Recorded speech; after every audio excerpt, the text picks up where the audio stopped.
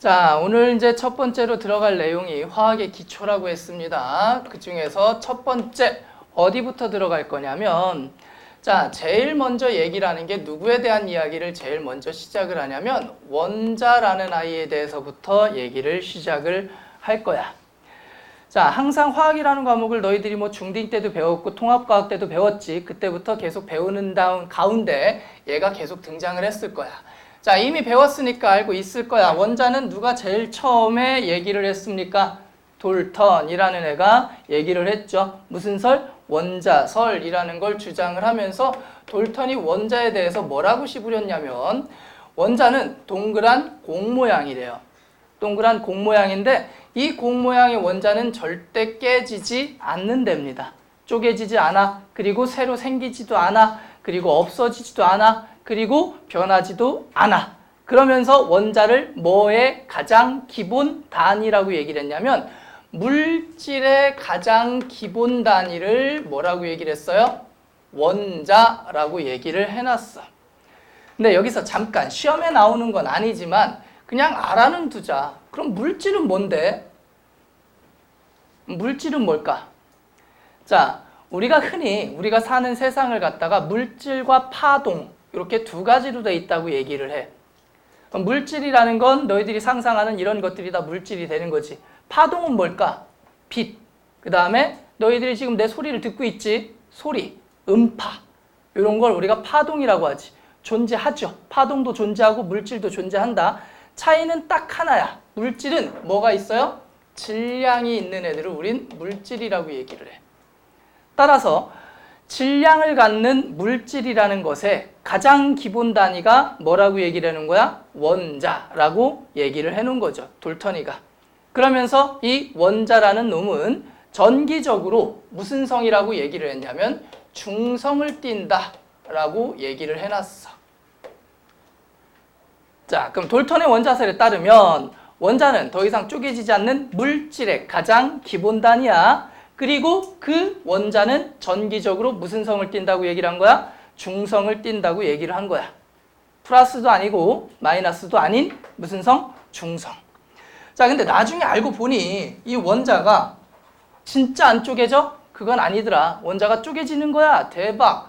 자, 그래서 원자를 쪼개봤더니 뭐하고 뭘로 나눠졌냐면 첫 번째 원자핵이라는 애가 나왔고요. 그리고 나서 누가 나왔어? 전자가 나왔지. 그래서 원자는 원자핵과 전자로 구분된다 라고 얘기를 할 수가 있고, 더 나아가서 원자핵은 또 누구하고 누구로 더러? 양성자와 그 다음에 누구로 된다? 중성자로 나누어진다. 이렇게 얘기가 나왔습니다. 물론 이 뒤에 양성자, 중성자 뒤에 쿼크라든가 뭐 이런 애들이 더 있기는 하지만 거기까지는 화원에서 굳이 깊게 다루지 않으니까 니들은 딱 여기까지만 알아두시면 돼. 자, 그러면 이 원자라는 애는 당연히 중성이라고 그랬잖아. 원자가 무슨 성이라고 그랬지? 중성이라고 그랬잖아. 근데 이 중성을 띠는 원자가 양성자를 가지고 있대. 그럼 양성자는 대충 봐도 이름 속에서 냄새가 나지. 뭐를 띠는 애야? 플러스를 띠는 애야. 그리고 중성자는 전기적으로 중성인 애고요. 전자라는 새끼는 전기적으로 플러스를 띨까 마이너스를 띨까? 당근? 알죠? 마이너스를 띠는 애야. 그럼 이 원자라는 아이의 몸뚱아리 속에, 원자라는 놈의 몸뚱아리 속에 플러스를 띠는 애도 있고 뭐를 띠는 애도 있어? 마이너스를 띠는 애도 있어. 근데 무슨 성이래? 중성이래. 그 얘기는 무슨 말이냐면 이 안에 들어있는 누구의 숫자와 양성자의 숫자와 누구의 숫자가 같아야만 한다는 소리가 되는 거야? 전자의 숫자가 같아야지 된다는 얘기가 되겠지. 따라서 원자 속에는 양성자와 중성자와 전자가 있는데 그 중에서 전하를 띠는 물질은 누구하고 누가 있는 거야? 플러스를 띠는 양성자와 마이너스를 띠는 누가 있어요? 전자가 있어. 근데 중성을 만들기 위해서 이 둘의 개수가 어때야 되는 거야? 같아야 되는 거야. 무조건이야. 원자는 무조건 양성자의 숫자와 누구의 숫자가 같아? 전자의 숫자가 같아. 원자라면 무조건 같아야 됩니다. 됐어? 근데 이 중에 원자 핵 속에 들어있는 건 양성자, 중성자고 전자는 대충 알죠? 실제로 전자들은 원자 주변에 이렇게 돌고 있는 꼬라지를 갖고 있잖아. 전자는 출입이 비교적 자유로운 편이야. 나가기도 하고 들어오기도 하는 거야. 우리 반에 인원수가 지금 남자가 한 30명 있고 여자가 한 30명 있잖아. 그렇다 해줘. 지금 촬영하잖아.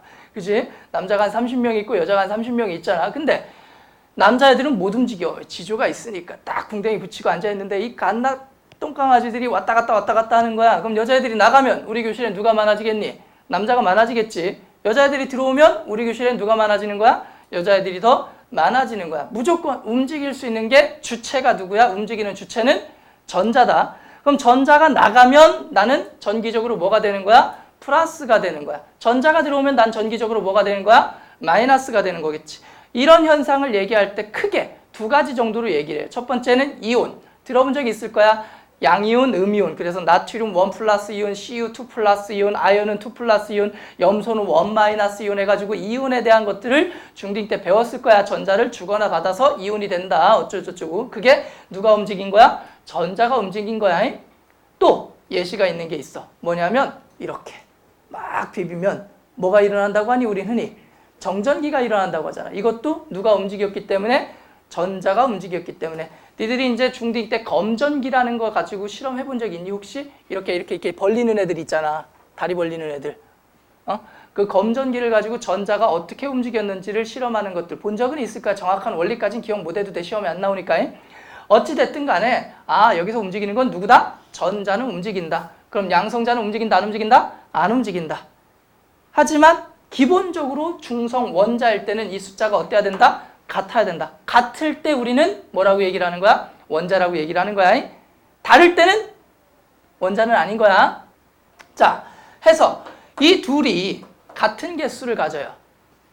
하지만 얘의 개수는 변해, 안 변해? 안 변해. 전자의 개수는 변하지? 따라서 변하지 않는 누구의 숫자? 양성자의 숫자를 뭐의 기준으로 삼느냐?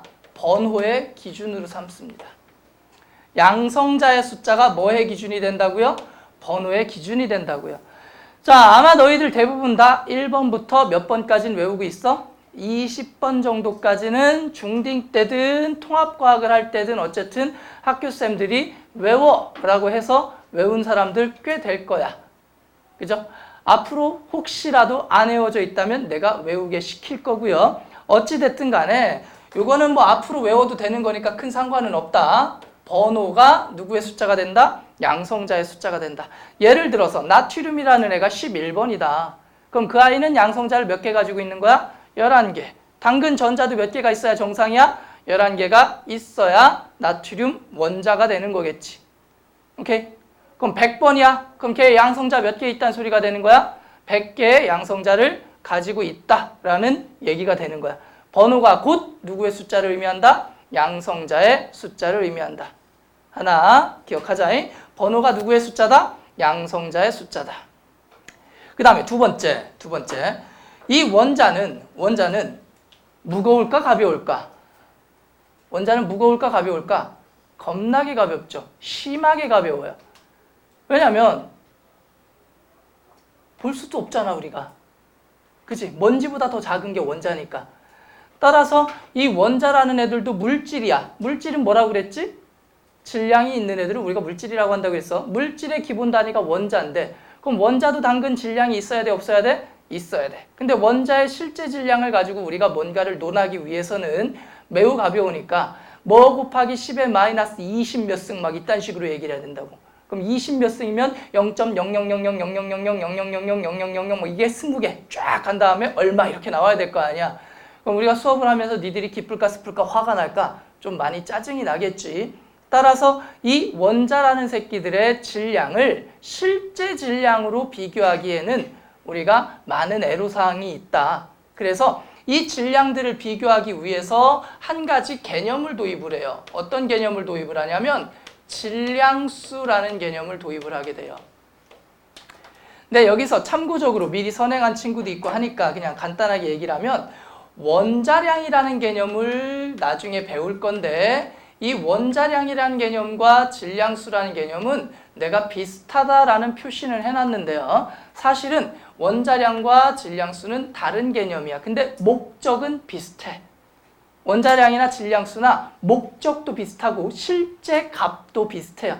질량수가 11이면 원자량도 대략 11이야. 거의 값도 비슷하고 목적도 같아. 그 목적이 뭐라고요? 원자의 실제 질량은 매우 어떠니까? 가벼우니까 그들을 뭐 하기 위해서? 비교하기 위해서. 내가 무거운지 쟤가 무거운지, 그럼 내가 무겁다면 몇 배나 무거운지를 판단하기 위한 도구로 사용되는 게 질량수라는 개념이다.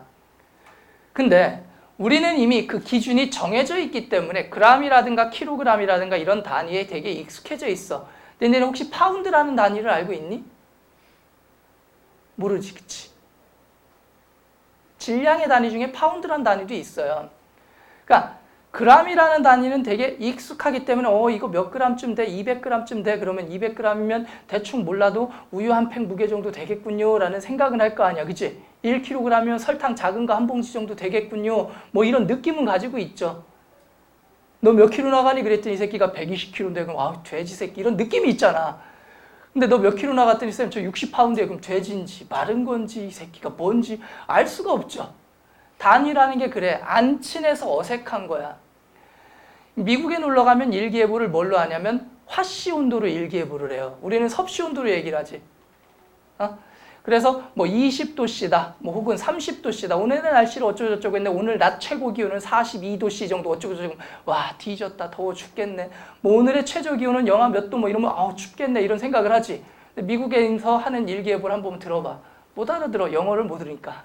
는 아니고 영어를 안다 해도 이게 춥단 얘기인지 덥단 얘기인지 알 수가 없어요. 왜? 단위가 어색하니까. 마찬가지야. 단위가 어색한 거야. 별거 아니야. 정말 별거 아닌데 그게 너희들하고 아직 친하지 않기 때문에 어색한 것뿐이야. 미국 가서 또 한 5년 살다 보면 일기예보 보면 이게 더운 날인지 추운 날인지 알겠지 설마. 그잖아. 쌤이 예전에 미국에서 차를 한 대 수입했어요. 내가 타려고 직수입한 거지. 근데 우리는 뭘 쓰니? 시속 몇 킬로미터 퍼 아워를 쓰잖아, 그치? 미국은 뭘 쓰니? 마일을 써요. 몇 마일? 60마일 정도 되면 시속 100 정도 돼요. 내가 그 차를 처음 끌고 나와서 너무 신나잖아. 그래도 내가 뭔가를 해가지고서는 어렵게 산 차인데, 그치? 신나게 딱 하루를 타고 왔는데 사진이 딱 30장 날라오더라. 과속. 60구간에서 60으로 가면 나는 100으로 간 거야. 뭣도 모르고 뭐가 번쩍번쩍 하면서 그냥 다닌 거야. 아무 생각 없이. 이 숫자 보면서. 심지어 내가 과학 선생인데.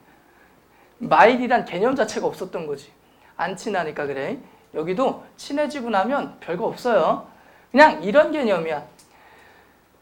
질량을 비교하기 위해서 도입한 개념이고, 질량수는 심지어 공식도 있어요. 질량수를 구한 공식이 뭐냐면 누구의 숫자에다가? 양성자의 수에다가 뭐의 숫자를 더해주면? 중성자의 숫자를 더해주면 이 값을 우린 질량수라고 얘기를 해. 양성자 수 더하기 중성자 수가 뭐라고요? 질량수.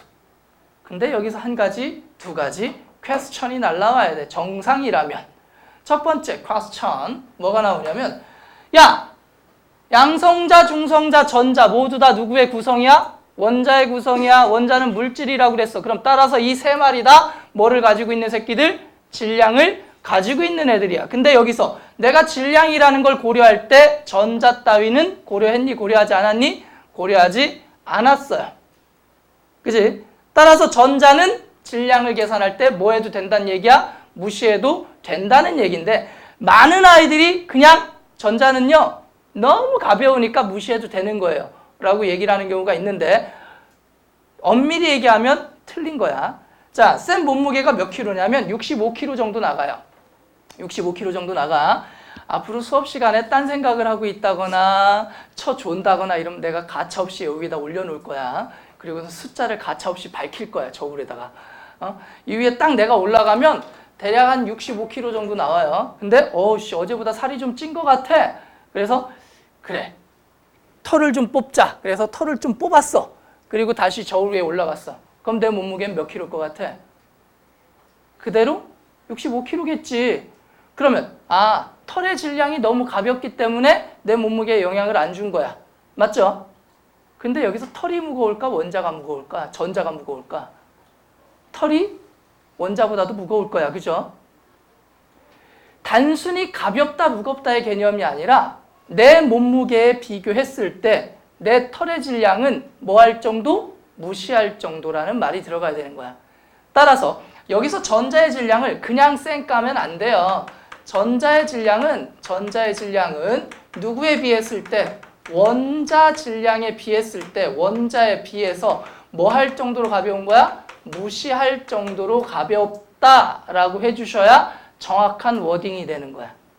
그냥 단순히 전자의 질량은 너무 가벼우니까 무시해도 돼요 라고 얘기를 하면 학교 선생님들에 따라서 만약에 주관식으로 나왔을 때 맞았다고 해줄 수도 있겠지만 만약에 아까 내가 얘기한 것처럼 전교생 중에 평균 점수가 막 90 몇 점 이래. 그럼 100점짜리가 눈에 밟힌다는 얘기겠지. 그때는 어쩔 수 없어. 이런 거 까야 되잖아. 따라서 정확한 워딩이 좀 필요한 경우가 있을 수 있으니까 개념 자체는 조금 정확하게 알아두도록 합시다. 전자의 질량은 뭐에 비해서? 원자 질량에 비해서 뭐 할 정도로 가벼운 거야? 무시해도 될 정도로 가벼운 거야. 이게 첫 번째 질량수 공식에 포함된 내용이야. 이 두 가지만 더해주면 질량수가 된대. 다음 또 하나에 숨어 있는 게 하나 있어요. 뭐냐면 쌤한테 빨간 공하고 파란 공이 있어. 나한테 빨간 공하고 파란 공이 있어. 근데 빨간 공 2개와 파란 공 3개를 가지고 있어. 공 몇 개 가지고 있는 거야? 5개를 가지고 있는 거야. 그 다음에 두 번째, 빨간 공 3개와 파란 공 2개를 가지고 있어. 똑같냐? 어쨌든 5개를 가지고 있는 거야. 그럼 양쪽 주머니에 똑같이 5개가 있는데 이 두 자루의 질량이 같을까 다를까? 모르지. 빨간 공의 질량을 모르니까. 파란 공의 질량을 모르니까. 하고 싶은 얘기가 뭐냐면 지금 그냥 더했지. 그럼 양성자가 몇 개인지 중성자가 몇 개인지 이 둘의 비율 따위는 상관이 있단 얘기 없단 얘기야? 없단 얘기야. 그냥 전체 개수만 보면 질량 비교가 된다는 소리거든. 전체 개수가 곧 질량이란 얘기는 빨간 공과 파란 공의 질량이 어떻다는 걸 의미하는 거야? 같을 때나 얘기가 가능한 거지. 빨간 공 2개랑 파란 공 3개랑 질량이 같아. 그럼 비교할 수 있어 없어? 안 되겠지. 그냥 단순히 더해서는. 예를 들어서 2개 3개짜리랑 3개 2개짜리랑 있으면 얘도 질량수가 5가 나오고 얘도 질량수가 5가 나오잖아. 그럼 질량수가 같다는 건 무슨 뜻이니? 실제 질량도 뭐하다는 뜻이야? 같다는 뜻이 되잖아. 근데 빨간 공하고 파란 공하고 질량이 다르다면 실제 질량이 같을까 다를까? 달라지겠지. 따라서 그냥 더해서 질량을 대변하기 위해서는 이 둘의 실제 질량이 거의 어떤 값을 가져야 된다? 같은 값을 가져야 된다. 따라서 두 번째 전제 조건은 뭐냐면 양성자의 질량과 양성자의 실제 질량과 그 다음에 누구의 질량? 중성자의 실제 질량은 거의 어떤 값을 갖는다? 같은 값은 아니고요. 거의 비슷한 값을 갖습니다. 이퀄은 아니야. 이퀄은 아닌데 거의 어떤 값을 갖게 된다? 비슷한 값을 갖게 된다. 하여 우리가 지금까지 배운 게 뭐냐? 원자가 있다. 이 원자에는 누가 있다? 양성자도 있고 중성자도 있고 전자도 있다. 근데 이 양성자가 뭐를 의미한다? 번호를 의미한다. 그리고 양성자와 중성자를 더해주면 뭐가 된다? 질량수가 됐다. 이걸 배운 거야 지금까지. 단순히. 됐어? 그래서 이걸 가지고 어떤 원소를 표현하는 약속을 하나 합니다. 자, 어떤 약속을 했냐면 어떤 X라는 원자가 있다고 쳤을 때 이 원자의 왼쪽 하단에는 번호를 써줍니다. 그럼 번호가 뭐야? 양성자의 숫자. 그리고 왼쪽 상단에는 뭐를 써주냐면 질량수를 써줘요. 그 다음에 오른쪽 상단에는 뭐를 써주냐면 전하량을 써줍니다. 전하량. 그리고 오른쪽 하단에는 원자의 숫자를 써주는데, 자, 요 원자의 숫자는 사실은 잘 얘기를 안 하는데 그냥 간단한 거야. 너희들이 H2O 이게 뭐야? 물이잖아. 이게 물이죠. H2O 할 때 이 2라는 숫자가 요 자리가 되는 거야. 오른쪽 아래. 원자의 개수. 수소 2개, 산소 하나로 물을 만들었어요. 이 얘기가 되는 거겠지. 따라서 크게 신경 쓰지 않으셔도 돼요. 그럼 신경을 1차적으로 써야 되는 건 누구? 얘. 세 가지를 1차적으로 신경을 쓰셔야 돼요. 그래서 자, 그럼 예를 들어볼게요. 예를 들어서 나트륨이라는 애가 있어요. 나트륨은 몇 번이냐면 11번. 그 다음에 질량수가 얼마냐면 23입니다. 그럼 얘를 딱 보자마자 쌤! 이 새끼는 11번이네요. 따라서 양성자가 몇 개 있니? 11개. 왜? 11번이니까. 중성자는 몇 개 있을까? 12개. Y형 질량수가 얼마니까? 23이니까. 양성자와 중성자를 더해서 뭐가 나온 거야? 질량수가 나온 거야. 그럼 전자는 몇 개 있을까? 지금 이 자리가 뭐였니? 비어있죠? 이 자리가 비었다는 얘기는 무슨 뜻일까? 이 새끼의 전기적인 성질이 뭐야? 0. 중성이란 뜻이야. 따라서 전자도 몇 개? 11개 있는 거지. 이 안에 다 들어있는 거야, 이 정보가. 얘는 양성자를 몇 개 가지고 있다, 중성자를 몇 개 가지고 있다, 전자를 몇 개 가지고 있다를 이 안에다 다 표현을 합니다. 자, 그리고 나서 자, 이번에는 얘를 볼게. 나트륨 1 플러스 이온이 있어요. 그럼 얘는 뭐야? 요걸 생략한 거지. 요걸 생략한 거야. 자, 나트륨 1 플러스 이온은 이미 배우긴 했었을 거야. 나트륨 이온 하면서. 얘가 갖는 의미는 당연히 양성자 몇 개? 11개. 중성자 몇 개? 12개를 가지고 있는 거야. 왜? 번호가 11번, 질량수가 얼마? 23. 근데 전하량 자리에 얼마가 들어가 있어? 플러스가 들어가 있잖아. 이게 갖는 의미가 뭐라고? 전체 전하량이 얼마라고요? 1 플러스라고요. 이 얘기는 양성자가 몇 개 더 많아? 전자보다 1개 더 많아. 그럼 양성자는 11개가 있으니 전자는 몇 개가 있어주면 돼? 10개가 있어주면 되는 거야 라는 뜻이 되는 거지. 따라서 이렇게 써져 있으면 이것만 보고 얘가 가지고 있는 양성자, 중성자, 전자의 개수를 뭐 하면 된다? 예측하시면 된다는 거죠. 자, 하나만 더 해볼까? 자, 염소라는 애가 있어요. 17번이고요. 35고요. 1-라고 할게요. 자, 그러면 얘는 양성자가 몇 개니? 17개. 그죠? 중성자는 합쳐서 35가 나와야 되니까 몇 개 있으면 되겠니? 18개가 있어주면 되겠지? 그리고 전체 전하가 얼마야? 1-. 따라서 누가 더 많아야 돼? 전자가 몇 개 더 많아야 돼? 1개 더 많아야 돼. 따라서 전자의 개수는 몇 개? 18개의 전자를 가지고 있는 거죠. 됐어? 요건 약속이기 때문에 내가 너희들한테 이걸 이렇게 바꾸자라는 얘기는 못해. 내가 한 약속이 아니라 지들끼리 한 약속이야. 나한테 허락을 받질 않아서 문제지. 어쨌든 이미 되어 있는 약속이니까 니들은 뭐 해야 되는 거야? 지켜야 되는 거야. 자, 그러면 쌤, 양성자의 숫자는 번호라 칩시다. 그지? 전자의 숫자는 양성자랑 같으면 되고요. 원자라면. 이온이라면 그만큼 차이가 나면 되는 거야. 근데 중성자의 숫자는 질량수를 꼭 알아야지만 구할 수가 있는 거네요. 대부분 그래. 근데 그냥 다 그런 건 아니지만 참고적으로 하나만 알아둡시다. 이 양성자와 중성자는 거의 어떤 개수를 가지고 있냐면 비슷한 개수를 가지고 있어요. 양성자의 숫자와 중성자의 숫자는 어떤 개수를 갖는다고? 거의 비슷한 개수를 가져. 그렇다 보니 양성자의 숫자와 중성자의 숫자가 거의 같고요. 그렇다 보니 질량수는 대략 번호에다가 얼마를 곱해주면 2를 곱해주면 about 질량수가 됩니다. 예를 들어서 산소가 8번이야. 그 새끼 질량수가 얼마가 나올 것 같아? 16이야. 질소가 7번이야. 그 새끼 질량수 얼마냐면 14입니다. 거의 대부분 양성자의 숫자와 중성자의 숫자가 같아. 적어도 너희들이 배우는 몇 번까지? 20번까지는. 왜 그러냐면 시험에 나오는 건 아니지만 그냥 이유는 그냥 살짝쿵 알아둡시다. 자, 이게 원자 핵이라 해보자. 이게 원자 핵이라 해보자. 원자 핵 속에 누구랑 누구랑 들어있다고 그랬지? 양성자와 중성자가 들어있다고 그랬잖아. 그럼 양성자는 뭐를 띠는 애야? 플러스를 띠는 애야. 그럼 양성자가 이렇게 들어있어. 양성자가 이렇게 들어있어. 물리적으로 봤을 때 이게 가능한 존재일까? 불가능한 존재일까? 이건 불가능한 조합이야. 왜? 플러스끼리 무슨 역이 작용해?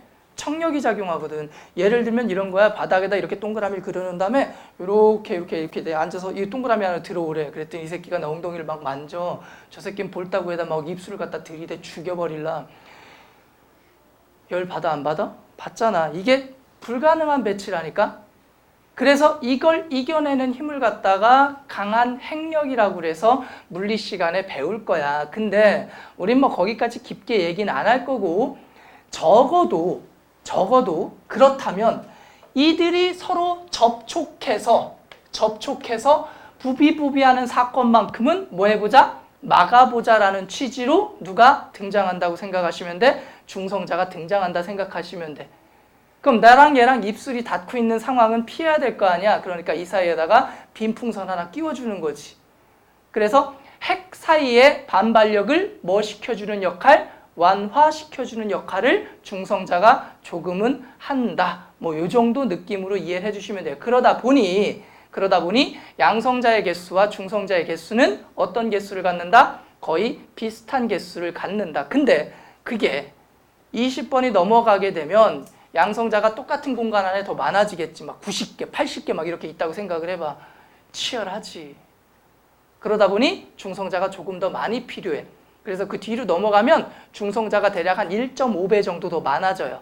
그러니까 20번 너희들이 배우는 데까지는 딱 뭐까지만 알면 돼? 그 숫자까지만 알면 돼. 오케이? 1대1이야 거의. 근데 그걸 넘어가면 1대 1.5까지도 갈 수는 있다. 그러니까 항상 옳은 얘기는 아니지만 너희들이 배우는 내에서는 거의 맞아떨어지니까 이 새끼의 질량을 모르겠어. 이 새끼의 원자량을 모르겠어. 이 새끼의 질량수를 모르겠어. 라고 한다면 대략 2쯤 곱해봐. 번호에다가. 그러면 대략 맞아떨어지는 경우가 많을 거야. 됐죠? 자, 하여 일단 지금까지 우리가 배운 내용은 이 안에 들어있는 구성원들에 대해서 좀 이야기를 해봤다. 그리고 나서 하나를 더 할 거야. 뭐를 할 거냐면 이상한 아이를 배울 거야. 동위원소.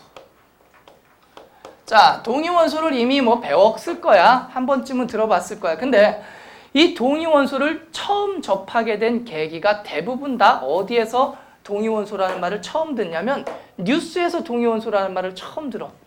후쿠시마에서 뭐가 터졌대.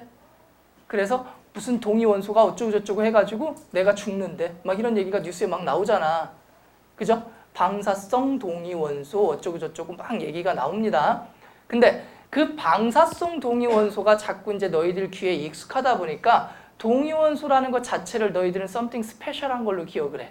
머릿속에 뇌리에 박혀있어. 되게 특별한 거야. 그리고 되게 어려운 거고 뭔가 되게 위험한 거야. 이 동위원소라는 거는. 근데 아니야. 동위원소는 방사성 동위원소랑 다르다고 얘기하면 엄밀히 얘기하면 틀린 말인데 그냥 니들은 분리하세요. 방사성 동위원소와 동위원소는 그냥 어떤 말이라고 분리해버려? 다른 말이라고 분리해버려. 일단은 사실은 뭐 다른 말이라고 얘기하기는 좀 그렇지만 어쨌든 지금은 그냥 같은 말이 아니야. 그 동위원소는 위험한 거 맞아. 그 동위원소는 어려운 거 맞아. 근데 지금 우리가 얘기하려고 하는 이 동위원소는 뭐냐면 이런 걸 동위원소라고 그래. 일단 사전적인 정의부터 얘기를 해볼게. 책에 나와 있는 정의가 어떻게 나와 있냐? 동위원소란 뭐라고 나와 있냐면 뭐의 숫자가 같아요? 양성자의 숫자가 같아요. 근데 뭐가 다르냐면 중성자의 숫자가 달라.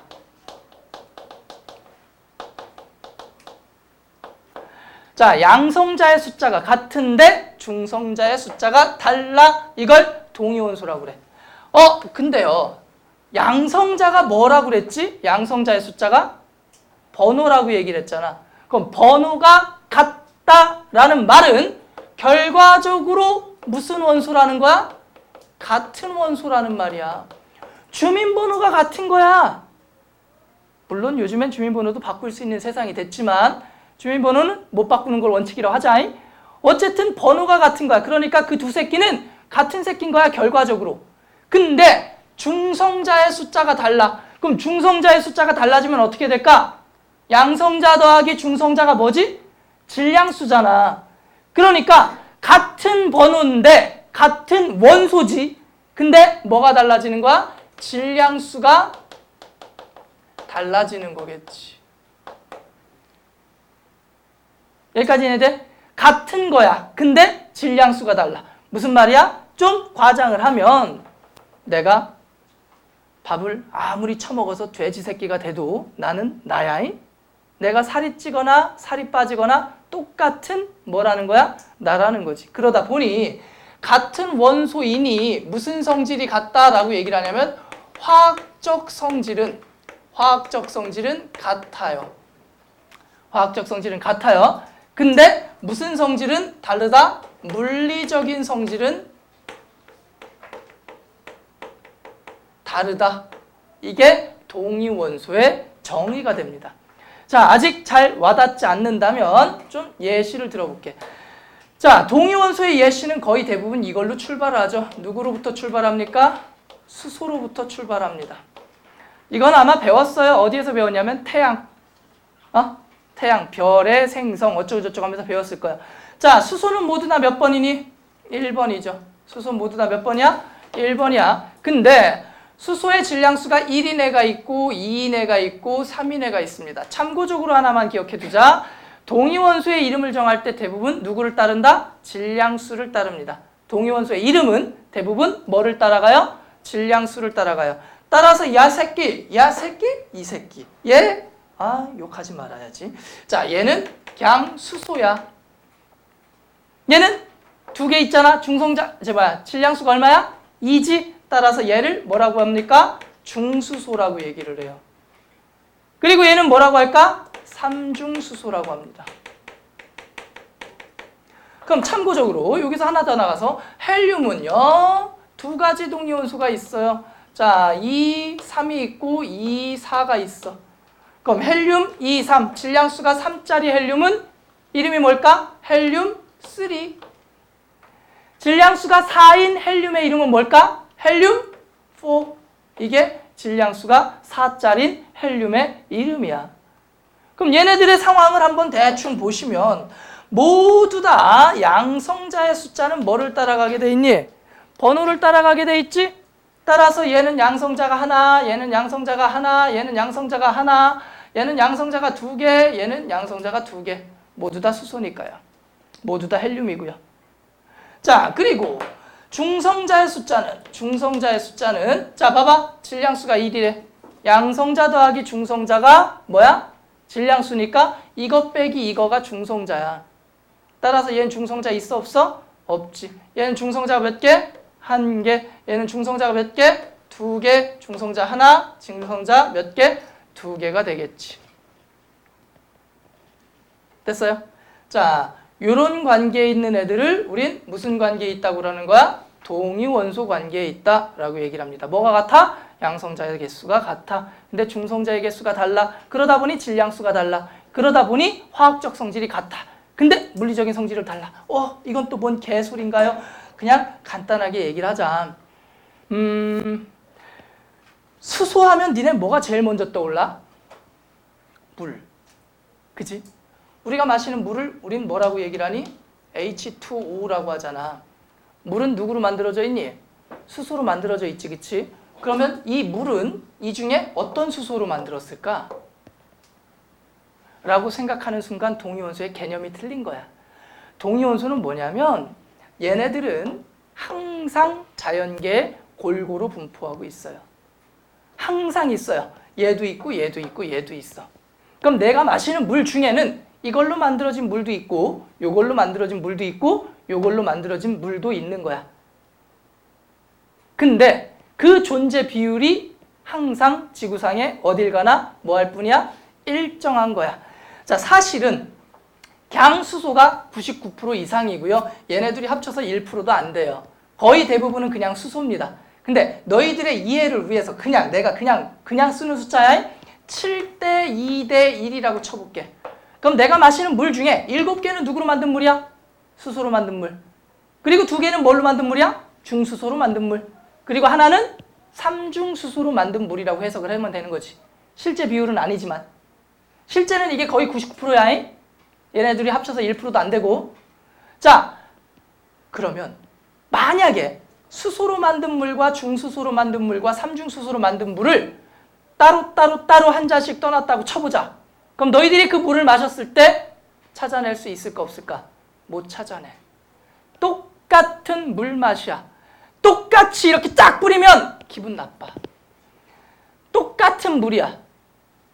다만 아주 정밀한 저울에다가 놓고 측정을 했을 때 약간의 물리적인 성질, 뭐 밀도라든가 질량이라든가 이런 것들의 차이가 날 수는 있겠지만 화학적으로는 동일한 물입니다. 똑같이 불난 집에 물 뿌리면 불이 꺼져.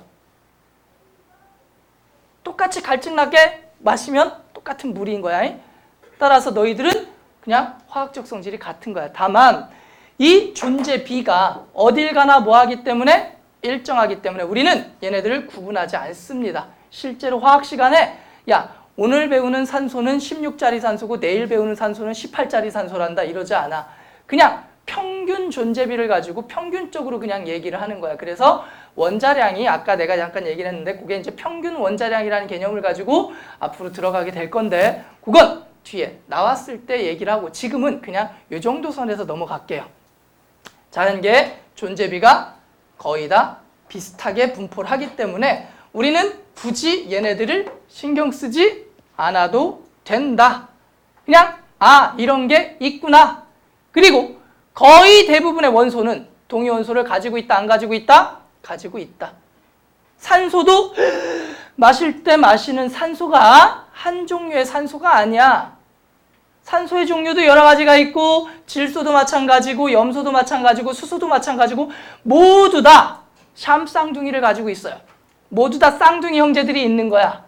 그 존재비가 일정하게 유지되고 있으니까 우리는 그냥 그걸 하나라고 인식하고 살아갈 뿐인 거야. 대충. 됐어? 이런 걸 우린 뭐라고 한다? 동위원소. 뭐가 같아? 양성자수 같아. 그러니까 같은 원소야. 그래서 화학적 성질이 같아. 중성자수가 달라. 그러다 보니 질량수가 달라. 그러니까 무게라든가 밀도 부분에서 차이가 조금은 날 수가 있어. 됐지? 그래서 동위원소라는 게 이런 거구나까지 얘기를 했습니다. 그러면 지금까지는 이미 대부분의 아이들이 많이 알고 있는 내용을 얘기한 거고 우리 잠시 쉬었다가 뭐에 대한 이야기를 좀 할 거냐면 주기율표에 대한 이야기를 좀 할 건데 본인은 다 외웠다고 생각을 하겠지만 내가 요구하는 건 좀 큽니다. 그러니 잠깐 쉬셨다가 우리 주기율표 이야기를 좀 한번 해보도록 합시다.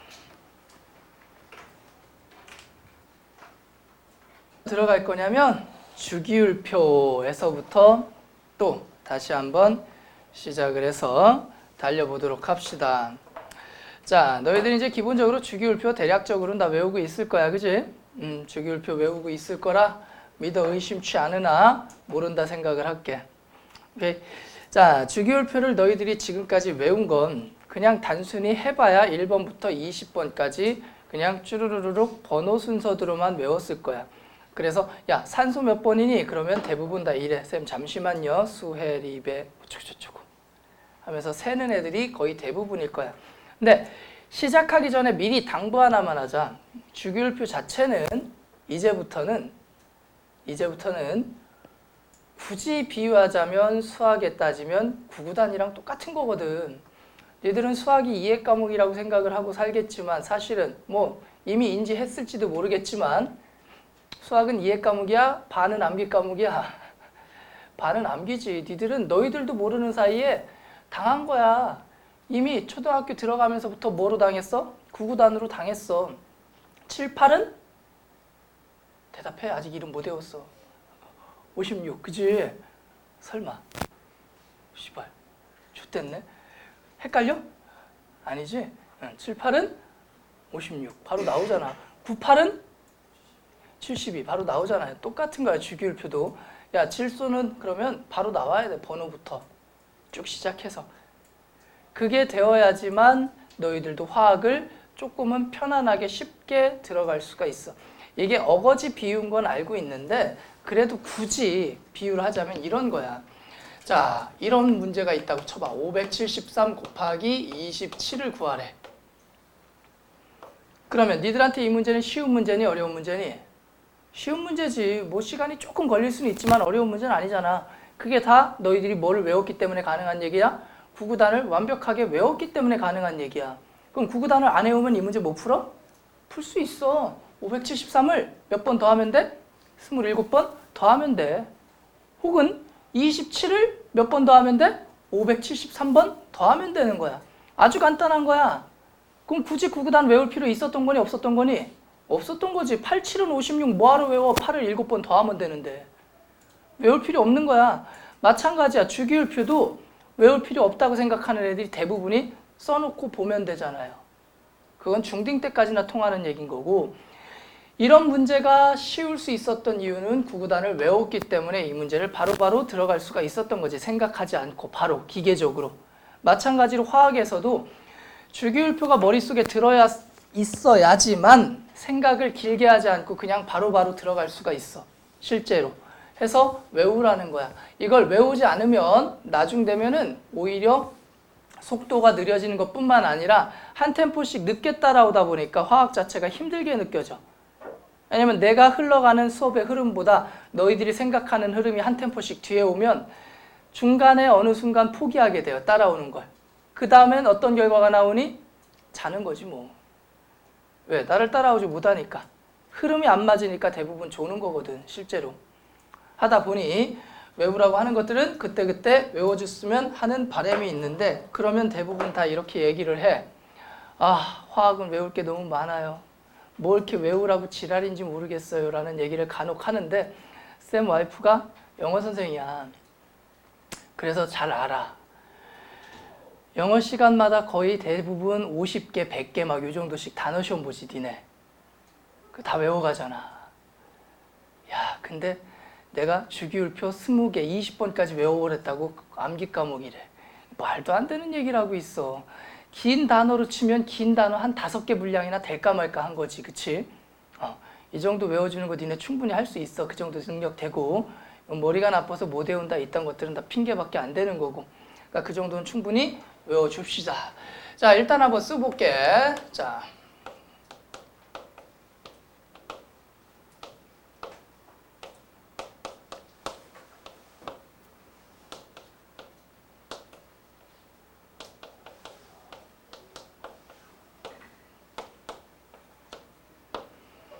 자, 여기까지가 20번까지 되겠죠.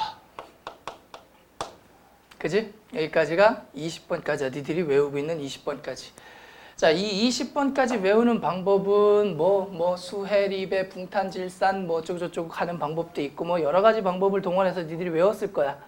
근데 수해리배, 비키니 옷 벗네, 나만 알지, 펩시콜라, 크크 해서 20번까지 가는 방법도 있고, 이런 방법들은 크게 중요하지 않아. 어쨌든 뭐가 중요한 거야? 외웠다는 게 중요한 건데, 그래서 요 주기율표를 외울 때, 자, 첫 번째, 당연히 뭐가 바로바로 튀어나와야 되겠니? 번호가 바로바로 튀어나와야 돼. 그래서 나트륨이 몇 번이니? 라고 물어봤을 때, 쌤 잠시만요, 수해리배 이러고 있으면 안 된다고, 그냥 11번이라고 바로 나와야 되는 거야. 칼슘은 바로 20번이라고 나와야 되는 거고, 이는 바로 15번이라고 나와야 되는 거야. 앞에서부터 세서 들어오면 이미 늦어요. 이게 첫 번째야. 번호를 인지하는 거. 자, 두 번째는 뭐냐면, 주기율표를 쓰는 데 있어서 내가 그냥 5개씩 주룩주룩 쓴 것도 아니고 10개씩 주룩주룩 쓴 것도 아니야. 어떤 일정한 테이블 안에다가 쑤셔넣고 있지, 그치? 이렇게 규칙적인 배열을 만든 이유가 있을 거란 말이야. 그러다 보니 이렇게 생겨먹은 데에다가 뭐를 대입하냐면 족과 주기라는 이름으로 좌표를 대입해요. 그래서 요렇게 세로줄을 갖다가 족이라고 합니다. 얘를 1족, 얘를 갖다가 몇 족이라고 할까? 2족, 얘는 13족이야. 여기 중간은 생략돼 있어요. 지금 내가 쓴 데에서는 13족, 얘가 14족, 얘가 15족, 16족, 17족, 18족. 발음 조심해야죠. 자, 18족까지 족이라는 게 있고요. 세로줄로. 그 다음에 가로줄로는 이렇게 맨 윗줄을 갖다가 1주기, 얘를 갖다가 2주기, 얘를 3주기, 얘를 4주기, 주기라고 얘기를 합니다. 그래서 예를 들어서 야 3주기 17쪽이 누구니? 그랬을 때 생각하면 안 돼. 바로바로 나와야 돼. 염소요 하고 바로 나와야 돼. 그럼 염소에서 끝나면 안 되지. 염소 17번 질량수 35.5까지 한 줄로 주르륵 나와야 되는 거야. 여기까지가 내가 너희들에게 요구하는 거야. 몇 주기 몇 쪽 했을 때 바로 튀어나올 수 있게. 근데 이걸 바로 다음 시간에 완성시키면 좋겠지만 어차피 못할 거 알아. 이건 계속 누적해서 보는 수밖에 없거든. 이게 익숙해지는 건 익숙해져야 되는 거잖아. 그치? 따라서 내가 수시로 이거는 언제든지 입으로 시험을 볼 수도 있고 종이로 시험을 볼 수도 있고 그냥 내 꼴리는 대로 할 거야.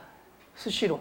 그래서 항상 외우는데요. 몇 가지 팁을 좀 드리자면 자, 첫 번째 번호 순서대로 외웁니다. 수해, 리베, 비키니, 옷 번네, 나만 알지, 펩시콜라, 크크 해서 20번까지 번호 순서대로 주룩주룩 외우고요. 두 번째, 번호 순서대로 외웠다면 주기별로 끊습니다. 수해, 1주기, 리베, 비키니, 옷 번네가 몇 주기, 2주기, 나만 알지, 펩시콜라까지가 몇 주기, 3주기, 크크 이게 몇 주기 되는 거야? 4주기가 되는 거겠지. 그러면 조금 세아리기가 편해질 거야. 3주기 15족을 물어봤어. 나만 알지 펩시콜라 하면 되니까. 여기서 세면 조금 빠르겠죠. 오케이. 자, 그리고 나서 마지막으로 뭐를 어떻게 외우냐면 세로로 외웁니다. 자, 족별로 외우란 얘기야. 자, 1족은 수리나까. 수리나까. 수를 까라고요. 그랬더니 2족이 뭐야? 배막까. 수리나까. 그 다음이 배막까.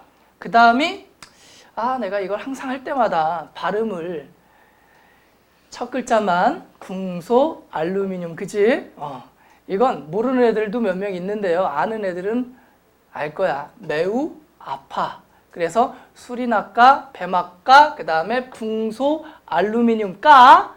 그러면 여기 나오겠지. CC, NB, OES 그리고 플러스로 염소 그 밑에가 뭐가 있냐면 이게 있어요. 브로민, 그 다음에 아이오딘 여기까지 외우셔야 돼. 플룻, 염소, BR, 아야. 그리고 18쪽이 헤네야. 그래서 16족은 OES, 그 다음에 15족은 NB, 14족은 CC, 2족은 배막가, 13족은 붕소 알루미늄. 이게 바로바로 순서가 아무리 섞이더라도 바로바로 나오면 금방금방 나와. 이 세로 순서대로 외워두시면요. 오케이. 수리나까, 배막가, 그 다음에 붕소 알루미늄, 그리고 CCNB, OES, 그리고 FCL, BRI, 그리고 헤네아. 이렇게 18쪽 되겠죠. 그래서 주기율표 번호 순서대로 외우는 거 기본이다. 그리고 족 주기별로 나눠서 좀 외우는 걸 좀 인지를 해두자. 자, 그랬을 때 족과 주기가 있다라는 건 이 안에 당근 뭐가 있으니까 족과 주기를 나눠놨을까? 의미가 있으니까 족과 주기를 나눠놨겠지, 그치? 그래서 첫 번째, 족이라는 게 갖는 의미가 무엇이냐? 라고 한다면 원자가 전자수라고 얘기를 합니다. 족이 갖는 의미가 뭐라고요? 원자가 전자수. 이걸 체외각 전자수라고도 얘기를 하는데 이 두 말은 엄연히 다른 말이긴 한데 너희들은 일단은 비슷한 말이라고 받아들여 둡시다. 족이 의미하는 게 뭐다? 원자가 전자수. 가장 마지막 껍데기에 있는 전자의 숫자를 의미합니다. 자, 두 번째, 주기가 의미하는 건 뭐냐? 전자의 껍질수. 자, 통과 시간에 통합과학 시절에 대충은 배웠을 테니까 긴 말은 안 할게. 뭐 대략 이런 느낌인 거죠. 알루미늄은 몇 주기 몇 쪽이야? 3주기 13쪽이지, 그치? 그 얘기는 무슨 말이냐면 이 알루미늄이라는 애는 껍데기가 몇 개야? 3개고 마지막 껍데기에 몇 개의 전자가 있어요? 3개의 전자가 있어요. 이게 알루미늄의 전자 배치가 갖는 의미야. 그래서 주기율표를 알면 이 새끼에 뭐를 알 수가 있는 거야? 전자 배치를 알 수가 있는 거야. 플루오린은 몇 주기 몇 쪽? 2주기 17쪽. 무슨 말이야? 자, 플루오린이라는 애는 전자 껍질이 몇 개? 2개가 있는데 이 두 번째 마지막 껍데기에 전자 몇 개가 가지고 있다? 7개를 가지고 있다. 이게 플루오린의 전자 배치가 된다는 뜻이죠. 근데 이게 갖는 중요한 이유는 너희들이 배웠을 거야. 무슨 규칙? 옥텟 규칙. 들어본 적이 있니? 옥텟 규칙이라고? 자, 마지막 껍데기에 전자가 몇 개가 됐을 때 이 새끼들은 행복하다? 8개가 되었을 때 얘네들은 행복하다. 가장 안정한 상태가 마지막 껍데기에 전자가 몇 개가 되었을 때다? 8개가 되었을 때가 가장 안정한 상태다. 이걸 옥텟 규칙이라고 그래. 옥타라는 뜻이 숫자로 8이라는 뜻을 의미해요. 혹시 UFC 보는 애들은 좀 알 텐데 UFC 보는 애들이 있니? UFC 경기할 때 그 싸우는 링을 갖다가 옥타곤이라고 그래요. 팔각형으로 돼 있어. 8이야 8. 옥타라는 숫자 자체가. 1라운드 끝나면 이렇게 언니가 피켓 들고서 이렇게 걸어가죠. 그 언니를 뭐라고 하니? 옥타곤 걸이라고 얘기를 하죠. 검색하면 니들이 보면 안 되는 사진들이 막 나오니까 검색하지 마시고요. 어쨌든 간에 얘네들은 마지막 껍데기에 전자 몇 개를 갖기를 간절히 원한다? 8개를 갖기를 간절히 원한다. 그러다 보니 이 C8족 같은 새끼들은 이미 몇 개를 가지고 있어요? 8개를 가지고 있어요. 만족할 만한 숫자를 가지고 있기 때문에 얘네들은 매우 안정한 상태를 유지하게 됩니다. 그래서 얘네들을 비활성 기체라는 이름으로 얘기를 하는데 그건 좀 이따 얘기를 하고, 움직이는 패턴이 같다는 얘기야. 무슨 말이냐? 자, 얘네들은 마지막 껍데기 전자 몇 개 있는 애들이야? 하나를 가지고 있는 애들이야. 1쪽 애들은. 그러면 마지막 껍데기 전자 하나가 있어. 나는 여기에 몇 개가 있길 간절히 원해? 8개가 되기를 간절히 원한단 말이야. 근데 지금 몇 개가 있어? 1개가 있어. 그럼 방법은 몇 가지 방법? 2가지 방법. 7개를 쑤셔 넣는 방법과 한 새끼를 쫓아내는 방법이 있어. 뭐가 더 편하겠니? 한 새끼를 쫓아내는 방법이 더 편하겠지? 따라서 얘네들이 어떤 화학 반응을 할 때 움직이는 패턴은 전자 하나를 뭐 하면서 움직인다? 버리면서 움직인다. 그러면 17쪽에 있는 애들은 마지막 껍데기 전자가 몇 개가 있어요? 7개가 있어요. 따라서 얘네들이 움직이는 패턴은 마지막 껍데기 전자 하나를 채우는 게 편하겠니? 7개를 버리는 게 편하겠니? 채우는 게 더 편하겠지, 하나만? 따라서 얘네들은 전자 하나를 채우면서 움직인다. 그래서 족이 같다는 얘기는 족 같은 원소. 여기 아니야.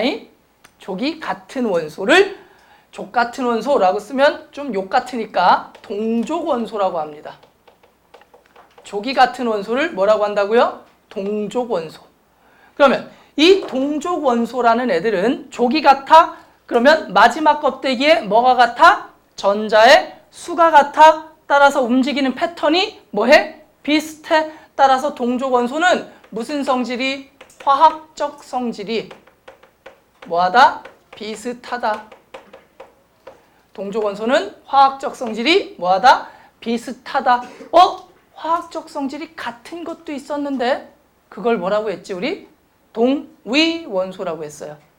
자, 동위 원소는 화학적 성질이 뭐한 거야? 같은 거고요. 동족 원소는 화학적 성질이 뭐한 거야? 비슷한 거야. 족 같은 것들. 동족 원소. 그래서 이 동족 원소는 1족, 그 다음에 2족, 그 다음에 17족, 그 다음에 18족. 자세한 특징은 나중에 배울 거고요. 일단은 이름 정도만 좀 알아둡시다. 1족 애들을 갖다 우린 뭐라고 부르냐면 알칼리 금속이라고 불러요. 1족 애들을 알칼리 금속. 2족 애들을 갖다가 뭐라고 부른다? 알칼리 토금속이라고 불러요. 17족 애들을 할로젠 원소. 18쪽에 있는 애들을 비활성기체라고 부릅니다. 이름을 아는 게 시험에 나오든 안 나오든 중요한 거야. 왜 그러냐면 중딩 때처럼 야, 1쪽이 뭐니? 그럼 알칼리 금속이요? 이런 문제는 안 나와. 다만 내가 수업을 하면서 이름을 자꾸 부르면서 수업을 할 텐데 아는 이름이 자꾸 나와야 따라오는 거거든. 근데 자꾸 모르는 이름들이 등장을 하면 니들이 수업을 하면서 되게 이질감을 많이 느껴.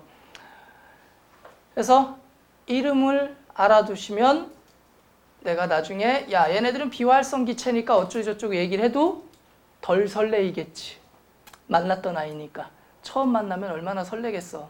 그래서 얘네들은 조기 같은 애들, 그래서 성질이 비슷한 애들의 모임이다 정도로 생각을 해두시면 됩니다. 성질이 비슷한 애들의 모임이다 정도로 생각을 해두시면 되겠고요. 자, 그 다음에 이 주기율표에서 알 수 있는 게 또 있어.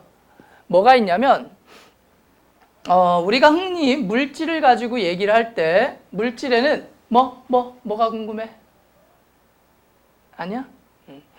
자, 물질을 갖다가 말을. 자, 물질을 갖다 크게 또 두 가지로 나눠서 얘기를 할 때 흔히 금속과 비금속으로 구분하죠. 그 정도는 알지, 그치? 금속은 금속, 비금속은 비금속. 그죠? 자, 이 주기율표 안에서도 금속과 비금속을 구분할 수가 있다. 자, 어떻게 구분을 하냐면 붕소, 그 다음에 규소, 그 밑에 저마늄이라는 애가 있고요. 그 다음에 이 옆에 비소라는 애가 있어. 붕규저비라고 있는데, 자, 이 붕규저비가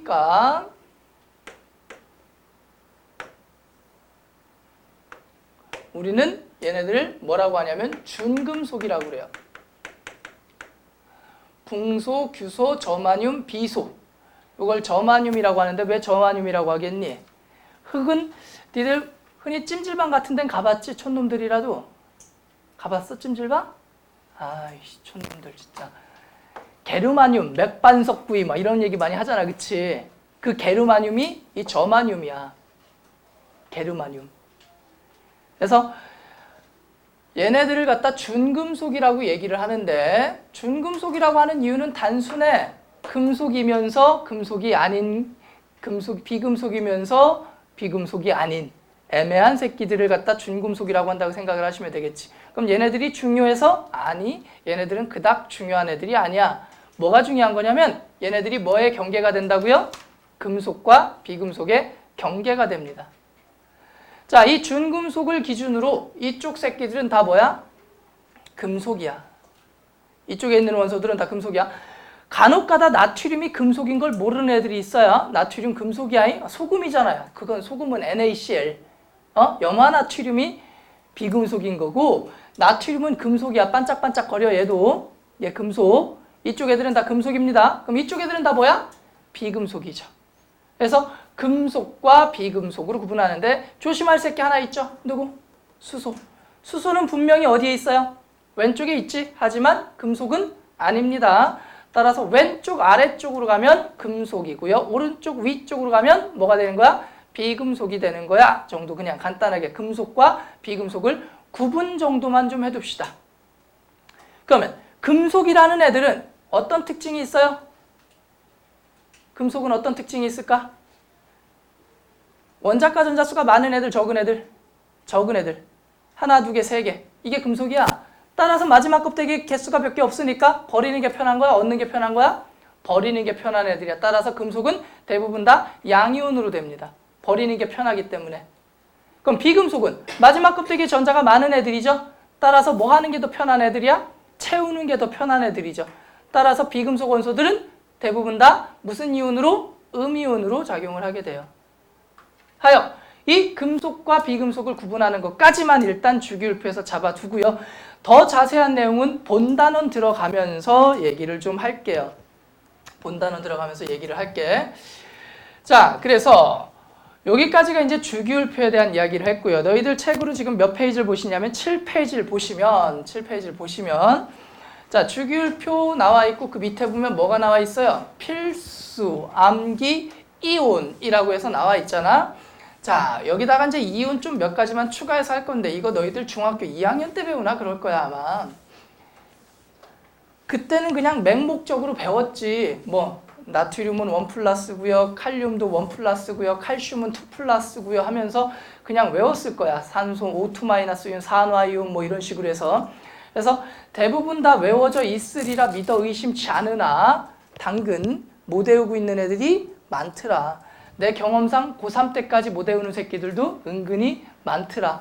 그래서 이온에 대해서 조금만 얘기를 해놓고 써주고 다음 주에 시험을 볼 거야. 주기율표하고 이온하고 요 몇 가지 외우는 것들 시험 볼 거니까 지금 필기 잘 해두셨다가 다음 주에 꽈락당해서 억지로 나머지 공부까지 하게 되는 불상사가 없기를 바래.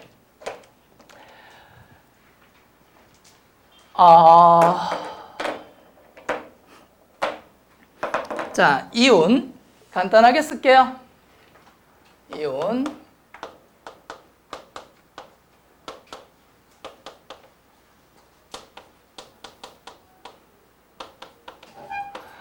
자, 이온은 수리나가 은암알 요것만 기억하세요.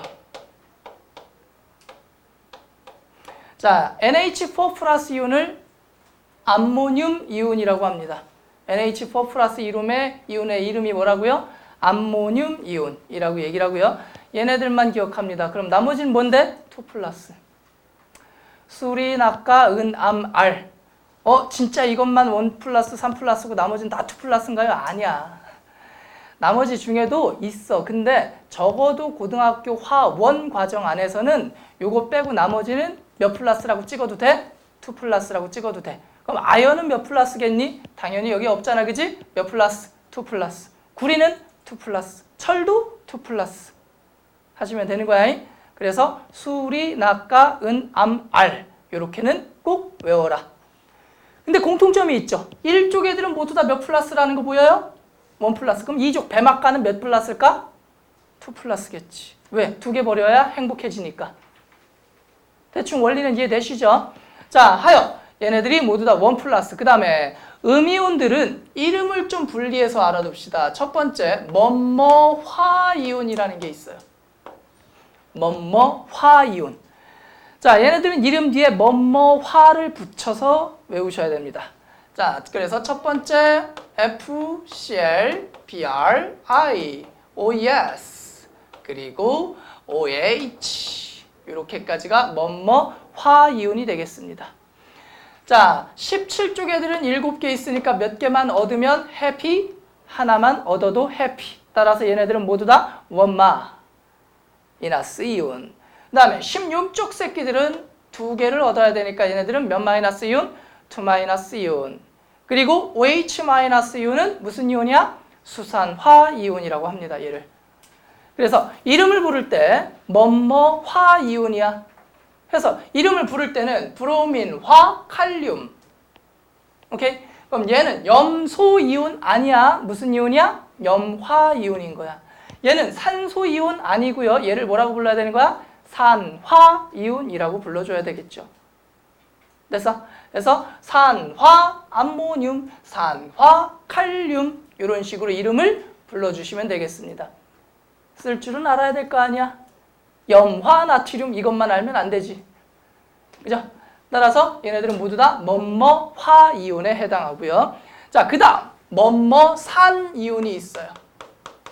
뭐뭐산 이온. 자, 뭐뭐산 이온은 자, 첫 번째 CH3에 COO- 아세트산 이온. 그 다음에 NO3에 1-, 그 다음에 CO3에 2-, SO4에 2-, 그 다음에 PO4에 3-. 이렇게까지만 알아둡시다. 얘를 뭐라고 부르냐면 아세트산 이온이라고 불러요. 아세트산 이온. 얘를 질산 이온. 얘는 탄산 이온. 얘는 황산 이온. 얘는 인산 이온이 되겠습니다. 됐어요? 이름 굳이 안 써줘도 되겠지? 자, 이때 이름을 부를 때 조심할 거 하나. 첫 번째, 수소랑 붙여 먹을 때. 예를 들어서 염화수소라고 하지 않고 얘를 물에 녹였을 땐 염산이라고 합니다. 그럼 아세트산 H가 붙었을 때 CH3COH 아세트산 식초 많이 들어봤을 거야. 그 다음에 HNO3는 무슨 산? 질산. 수소 붙이지 않아이? 수소는 대부분 뭐한다? 생략합니다. 그냥 산이기 때문에. 그러면 얘는 탄산. 그리고 얘랑 얘랑 붙어 먹으면 황산. 얘랑 얘랑 붙어 먹으면 무슨 산? 인산. 나머지는 그냥 이름 붙여주시면 돼요.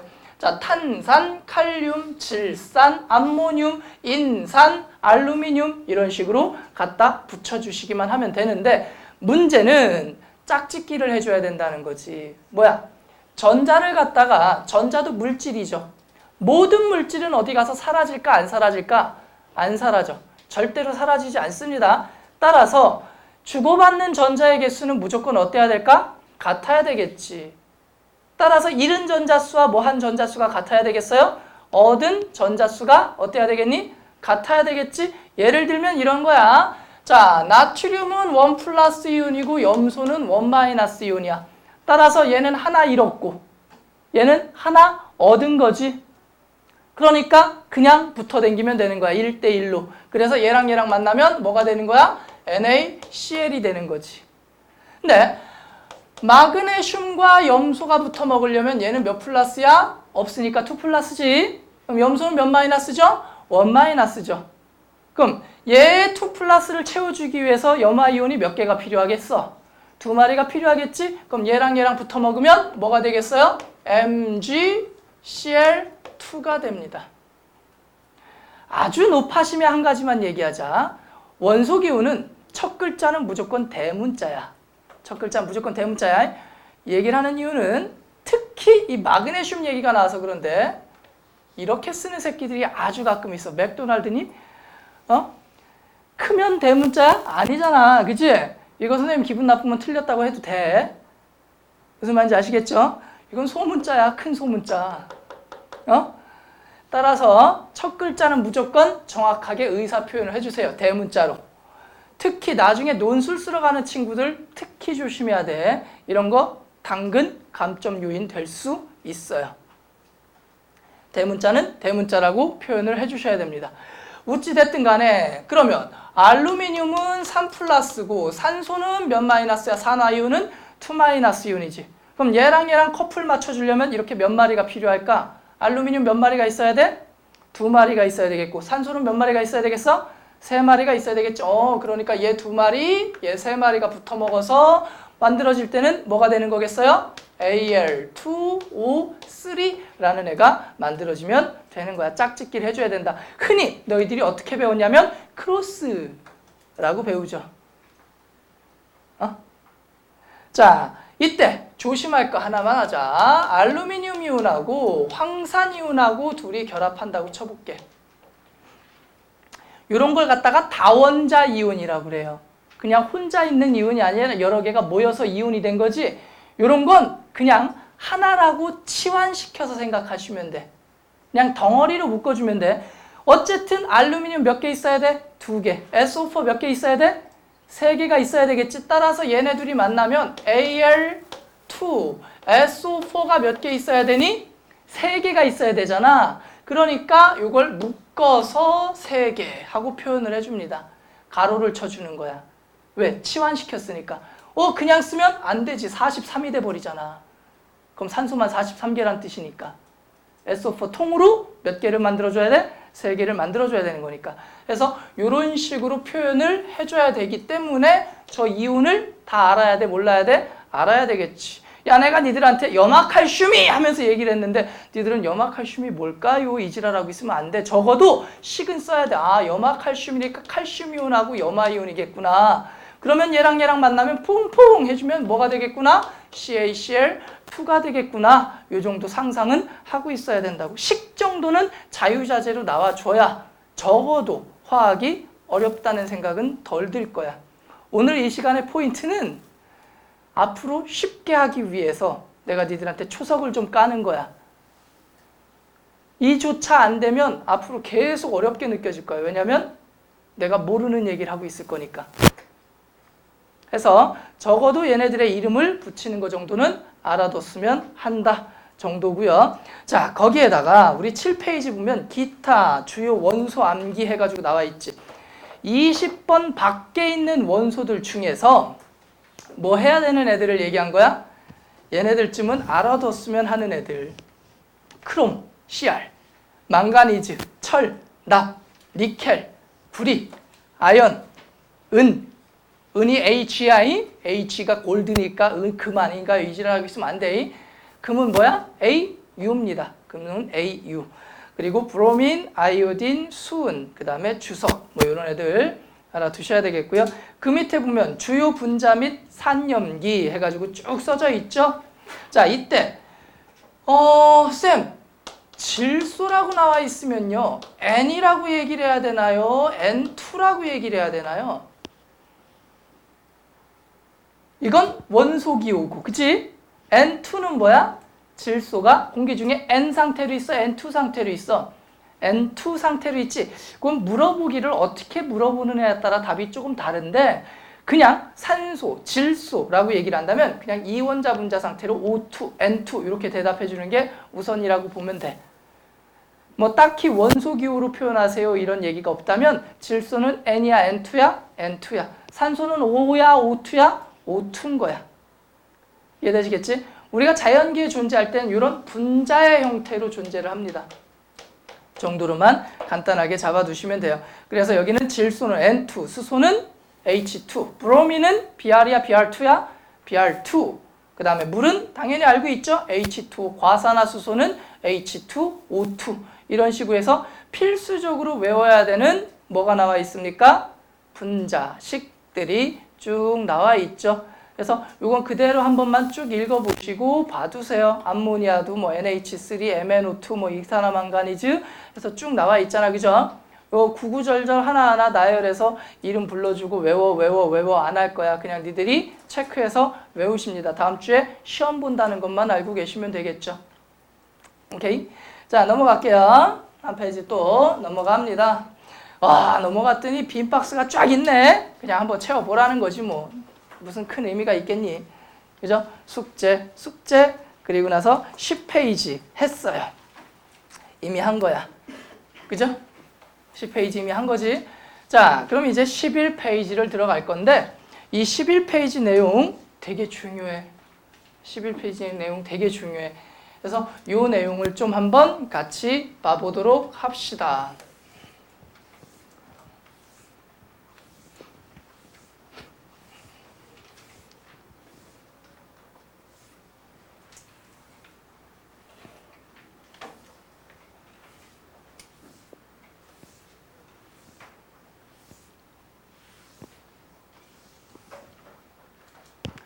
자, 11페이지에 나와 있는 내용이 뭐냐면 너희들이 이제 화학이라는 과목을 배우면서 여기서부터 어버버버 하는 경우들이 은근히 많아서 얘기를 하는 거야. 자, 예를 들어서 이렇게 있다고 쳐보자. 7H2O.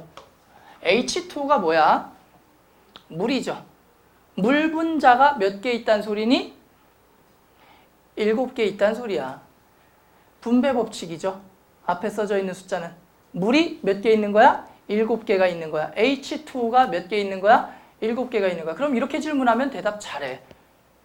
이 안에 수소 몇 개 있어? 14개. 그지? 이 안에 산소는 몇 개 있어? 7개. 그럼 이 안에 전체 원자는 몇 개일까? 21개. 얘를 몇 원자 분자라고 해요? 3원자 분자라고 합니다. 원자 3개로 만들어진 분자. 그래서 얘를 몇 원자 분자? 3원자 분자. 그래서 37은 21, 총 원자수 몇 개? 21개. 됐어? 여기까지는 쉽지? 자, 그럼 여기서 질문.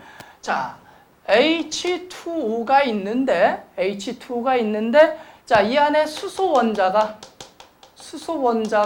X개 있대요. 이 안에 수소 원자가 X개가 있대. 그러면 물 분자는 몇 개일까요? 하면 하는 애들이 간혹 있어. 자, 일단 첫 번째 니들이 화학을 싫어하는 이유는 문자 등장하면 아주 힘들어해. 문자 등장하면 아주 힘들어요. 뭐 예를 들어서 연필 한 타스에 몇 자루니? 12자루요. 그럼 연필 24자루 몇 타스니? 날 무시하니? 2타스지 새끼야. 바로 대답하는 새끼가 연필 17자루 몇 타스니? 그러면 이지랄하고 있어요. 숫자가 더러워지거나 문자가 등장하는 순간 짜증을 내요. 연필 X자루가 있어. 몇 타스야? 이게 무슨 의미를 갖는 거냐면 너희들 머릿속에서 떨어지는 숫자는 계산을 어떻게 했는지 고민하지 않고 계산을 해버리는 거야. 36자루가 몇 타스니? 라고 물어봤을 때 니들은 3타스라고 바로 얘기를 하지. 맞잖아. 어떻게 계산했어? 생각할 필요도 없었어. 한 번만 생각해봐. 어떻게 계산했지?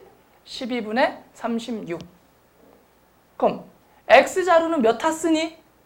12분의 X타스야. 되게 간단한 질문이야. 무슨 의미인지 아시겠어요? 떨어지는 숫자일 때는 아무 고민 없이 바로바로 대답을 해요, 니들이. 근데 그게 문자이거나 그게 떨어지지 않는 숫자일 때는 갑자기 턱 막힌 것처럼 고민을 해. 고민할 필요 없어. 그냥 이것처럼 생각하시면 돼요. 그럼 수소 원자가 X개가 있대. 그럼 물 분자는 몇 개니? 라고 얘기를 했을 때 수소가 몇 개일 때? 2개일 때 물 분자가 몇 개야? 1개잖아. 수소가 몇 개일 때? 2개일 때 물 분자가 몇 개야? 1개잖아. 근데 수소가 X개면 물 분자는 몇 개일까요? 이거잖아. 무슨 의미인지 아시겠어요? 간단한 거다잉? 자, 따라서 요거를 갖다가 조금씩만 생각만 해보면 돼. 이게 어려운 문제가 아니야. 분수가 나온다? 뭐가 나온다? 어렵지가 않아. 자, 단순히 생각하시면 돼요. 예를 들어서 또 H2SO4가 X개가 있대요. 몇 개? X개의 황산이 있답니다. X개의 황산이 있대요. 자, 여기에서 문제가 나옵니다. 뭐 예를 들어서 산소 원자가 예를 들어서 6개 있답니다. 그러면 X는 하고 물어봤어요. 4개일 때 X가 얼마야? 1이잖아. 그럼 4대 X, 6대 거시기 해주면 되는 거야. 문자 나온다고 쫄 필요가 없는 거야. 오케이? 총 원자 수가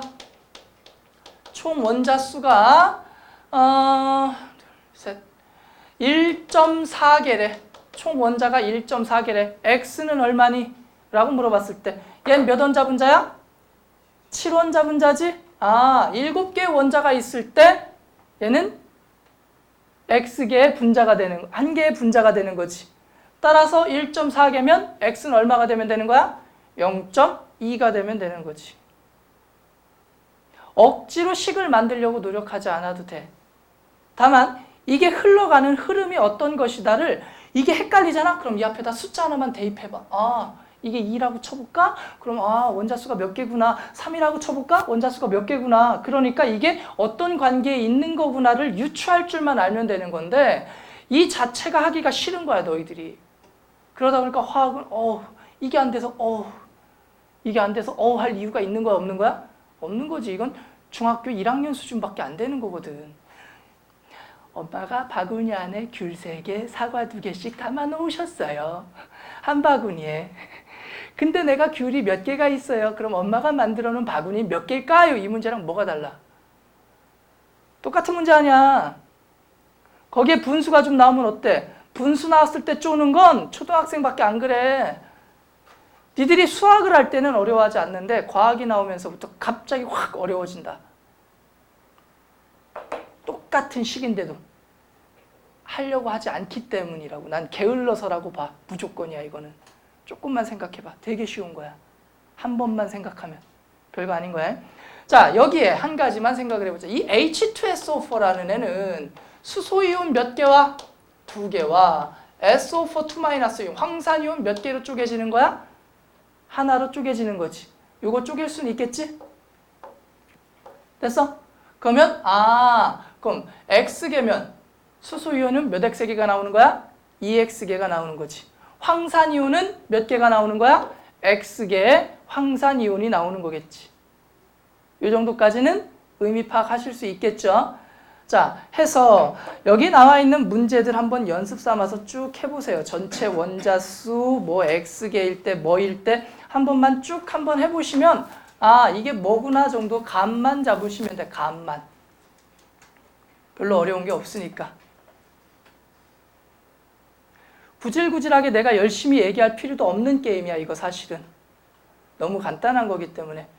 중학교 1학년 때 배우는 분배 법칙입니다. 가로 앞에 숫자가 있을 때 어떻게 할 것인가. 막힐 만한 게 보이니 안 보이니? 안 보이지? 자, 4번 문제, 11페이지 4번 문제만 한번 볼까? 자, Al2SO4가 있어요. 자, 알루미늄 2SO4에 3가 있지. 그지? 얘가 몇 개 있답니까? 2개 있답니다. 4번 문제, 4번 문제. 오케이. 그럼 얘를 봐봐.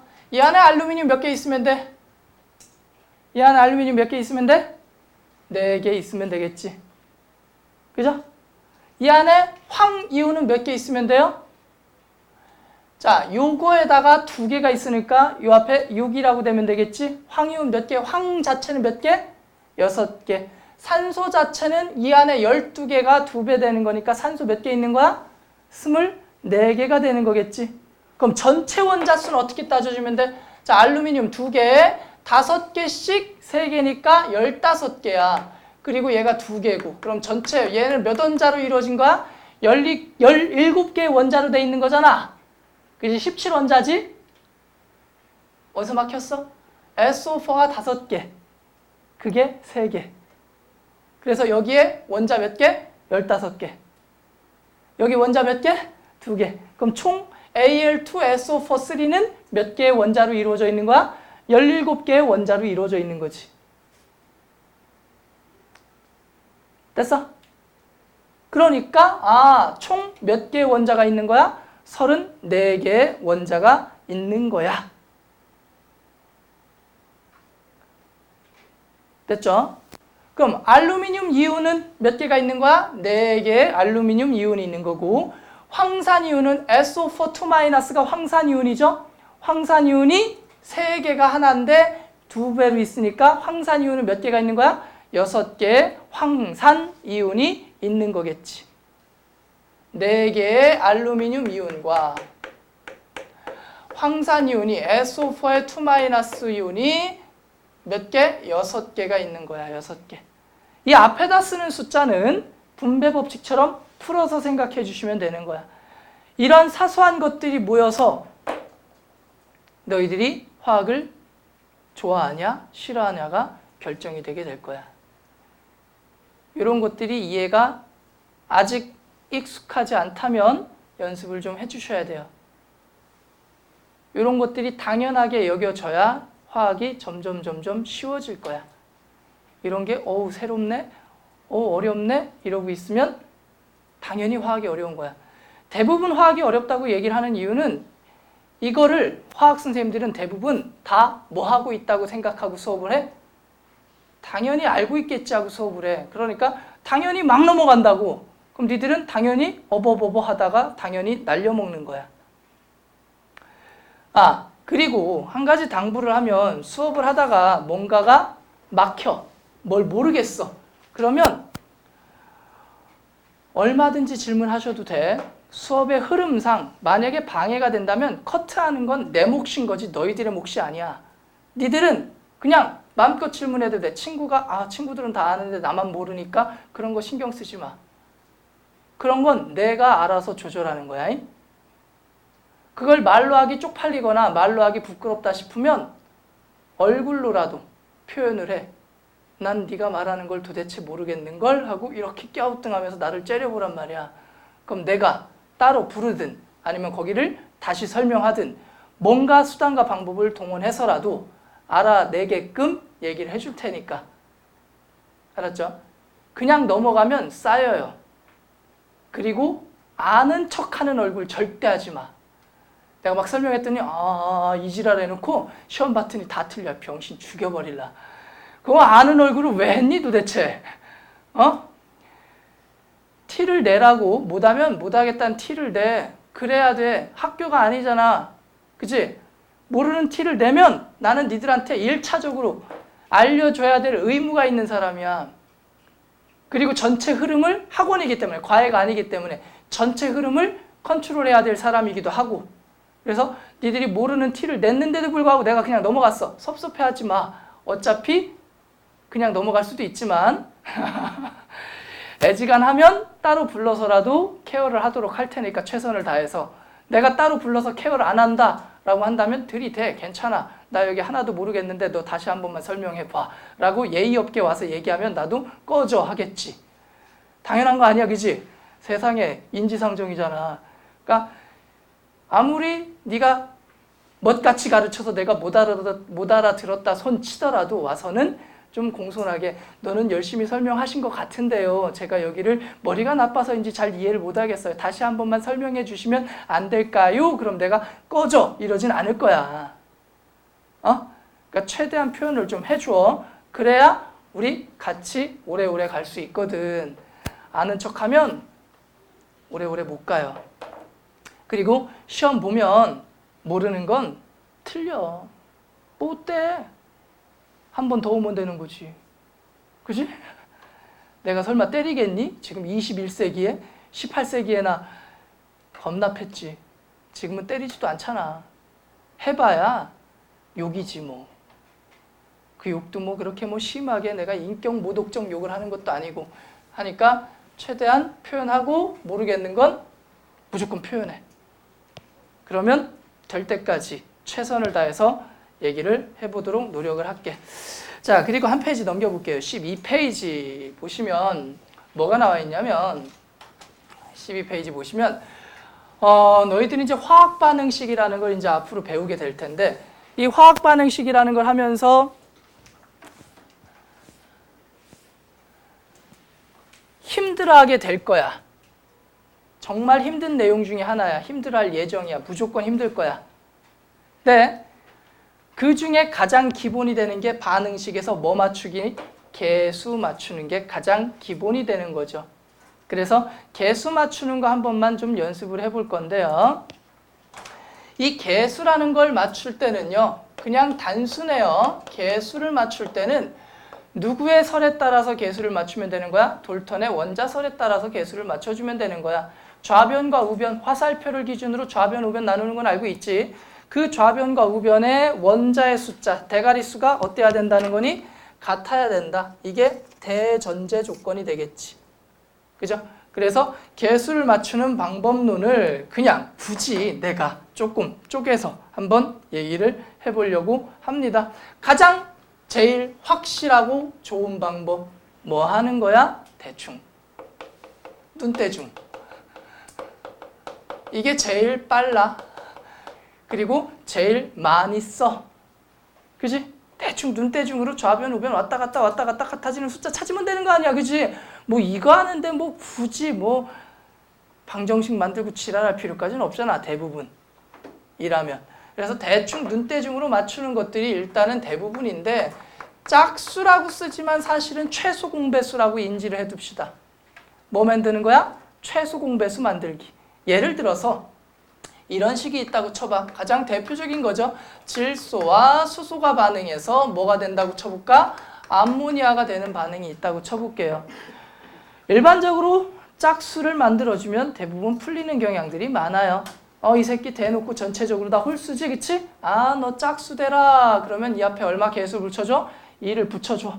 그럼 우변의 질소가 2마리니까 오케이, 땡큐, 딱 맞지? 그 다음에 우변의 수소가 몇 마리야? 6마리니까 이 앞에 개수가 얼마가 들어가주면 되겠어요? 3이 들어가주면 되겠죠. 그래서 가장 일반적으로 최소 공배수 만들어 놓고 던지는 방법. 이게 가장 일반적으로 많이 쓰는 방법이죠. 자, 그 다음에 두 번째는 뭐냐면 이것도 뭐 사실 그렇게 뭐 굳이 규격화시켜서 얘기할 건 아닌데 그냥 내가 경험상 얘기를 하는 건데 연소 반응의 경우 이렇게 썼더니 연소 반응이 뭔지를 모르는 애들이 있어. 연소가 뭐야? 타는 거야 라고 하면 안 돼. 고2잖아, 그지? 심지어 화학 시간이잖아. 화학에서 연소란 누구와? 산소와 격렬하게 반응하는 걸 연소라고 합니다. 산소와 격렬하게 반응해서 뭐가 만들어지는 거? 산화물이 만들어지는 거. 예를 들어서 이산화탄소 CO2라든가 예를 들어서 H2O 물이라든가 산소랑 결합한 화합물이 만들어지는 걸 우리가 연소라고 얘기를 해. 근데 이 연소 반응의 경우에는 어떻게 맞추느냐? CHO 순서로 맞춰보자. 순서? 아니고 순서. 자, 예를 들어볼게요. C4에 H10이라는 C3에 H8이라는 애가 있어. 얘가 누구냐면 C3H8이 프로판가스라고 하죠. 흔히 프로판가스. 뭔지 아시지? 프로판가스 이렇게 통에 들어있는 거 고기 구워 먹을 때 쓰는 거. 프로판가스가 C3H8이야. 자, 얘를 갖다가 태운대. 태운다는 건 누구랑 반응한다는 뜻이라고요? 산소와 반응을 한다는 뜻이야. 그럼 C3H8이 산소랑 반응했어요. 그러면 누가 만들어지느냐? 탄소가 있으니까 얘랑 산소랑 붙어 먹으면 CO2가 나오고요. 그리고 여기 누가 있어요? 수소가 있지? 수소가 있으면 수소랑 산소랑 붙어 먹어서 누가 나오냐면 물이 나와요. 대부분 CH 화합물이기 때문에 물과 이산화탄소가 주로 나옵니다. 연소가 될 때는. 근데 항상 물과 이산화탄소가 나오는 건 아니야. 참고적으로. 어찌됐든 이산화탄소와 물이 나오게 돼 있어. 얘를 태우면. 그럼 개수를 맞출 때 어떻게 하자고요? CHO 순서로 맞춰보자고요. 자, 첫 번째 탄소가 좌변에 몇 개? 3개. 따라서 우변에 탄소 몇 개 있어야 돼? 3개가 있어줘야 돼. 됐어? 탄소가 3개, 3개. 그 다음 수소 맞추라고 그랬다. 수소가 여기 몇 개 있지? 8개 있지? 따라서 이 앞에 개수가 얼마가 돼야 돼? 수소 8로 만들어주려면 4가 되어야 되겠죠. 됐어? 그리고 마지막으로 산소는 거꾸로 갑니다. 산소는 어떻게 간다고요? 거꾸로. 자, 여기 산소 몇 개? 6개. 여기 산소 몇 개? 4개. 총 산소 몇 개 우변에? 10개. 따라서 이 앞에 개수 얼마 붙어주면 돼? 5 붙어주면 되는 거야. 따라서 완성. 됐어? 자, 탄소 맞추고 수소 맞추고 그 다음 누구 맞춰주면? 산소 맞춰주면 대부분 왔다 갔다 할 필요 없이 한 번에 쭉 끝나요. 근데 이런 경우가 있어요. C4에 H10. 얘는 누구냐? 부탄가스. 얘는 프로판가스. 얘는 무슨 가스? 부탄가스. 자, 부탄가스를 태워보자 이번엔. 부탄가스, 뷰테인 가스라고 하죠. 뷰테인 가스를 태우면 여기도 당연히 누가 나오겠어요? 이산화탄소가 나올 거고요. 당연히 누가 나오겠어요? 물이 나오겠죠. 내가 개수 맞출 때 어떻게 하라고 그랬지? 숫자를 어떻게 맞춰야 된다고 그랬지? 탄소 맞추고 그 다음 누구 맞추라고 그랬어? 수소 맞추라고 그랬지? 탄소가 몇 개 좌변에? 4개. 그럼 우변에 탄소도 몇 개? 4개. 됐어? 다음에 좌변에 수소가 몇 개? 10개. 따라서 우변에 수소도 몇 개로 만들어줘야 돼? 10개로 만들어줘야 되니까 이 앞에 개수가 얼마가 들어가주면 돼? 5가 들어가주면 되겠죠. 됐어? 그 다음 마지막으로 산소. 여기 몇 개? 8개. 그리고 여기 몇 개? 5개. 따라서 우변에 산소가 몇 개가 있어요? 13개가 있지? 우변에 산소 몇 개? 13개. 그럼 좌변에도 산소를 몇 개를 만들어주면 돼? 13개를 만들어주면 돼. 그러니까 이 앞에 개수에다가 2분의 13 써주면 되는 거야. 그럼 좌변에 산소 몇 개 됐어? 13개 됐지? 쌤, 근데 분수가 전체다 2를 곱하면 되지. 여기다가 한 다음에 전체에다 얼마를 곱하면 되는 거야? 2를 곱해주면 끝나는 거야. 무슨 말인지 아시겠죠? 근데 미리 곱하네 마네 할 필요가 없는 거야. 그냥 분수가 나오면 던져버리면 돼. 최소 공배수 곱해서. 이해되시죠? 그러면 이런 애가 있다고 쳐보자. C2H5의 OH. 얘가 누굴까? 니들이 되게 좋아하는 거야. 에탄올. 밤마다. 인생을 논하려면 이게 또 필요하지, 그치? 끄떡거리는 새끼들이 있어. 이번 학기도 험난하겠다. 자, 그럼 이 에탄올이란 새끼를 태워봅시다. 그러면 산소랑 반응할 거고, 당근 이산화탄소 나올 거고, 당근 물 나올 거야. 태워봤어. 그럼 어떻게 될까? 탄소가 몇 개 좌변에? 2개. 그럼 우변에 탄소 몇 개? 2개. 수소가 좌변에 몇 개 있어? 여기 5개, 여기 하나 있으니까 6개죠? 수소 몇 개? 6개. 따라서 여기 몇 H2O? 3H2O가 되겠죠. 됐어? 마지막 누구를 맞춰주면 돼? 산소를 맞춰주면 돼. 여기 산소 몇 개? 4개. 여기 산소 몇 개? 3개. 따라서 우변에 산소 총 몇 개? 7개 있습니다. 그럼 좌변에도 몇 개 만들어주면 돼? 7개를 만들어주면 되는데, 좌변에 봐봐. 여기 하나 있죠? 그럼 여기 몇 개 있으면 돼? 6개만 있어주면 되니까 이 앞에 개수 얼마 잡아주면 돼? 3 잡아주시면 끝. 어렵지 않아, 개수 맞추는 거. 개수 맞추는 것까지는 너무 자연스럽게 흘러가야 돼. 됐어? 근데 그럼에도 불구하고 개수를 맞추는데 애로사항이 생기는 경우가 있어. 그럴 때 쓰는 방법을 뭐라고 하냐면 이렇게 부릅니다. 미정개수법이라고 해서 거창하게 미정계수법이라고 얘기는 하는데 이거 사실 별거 아니야.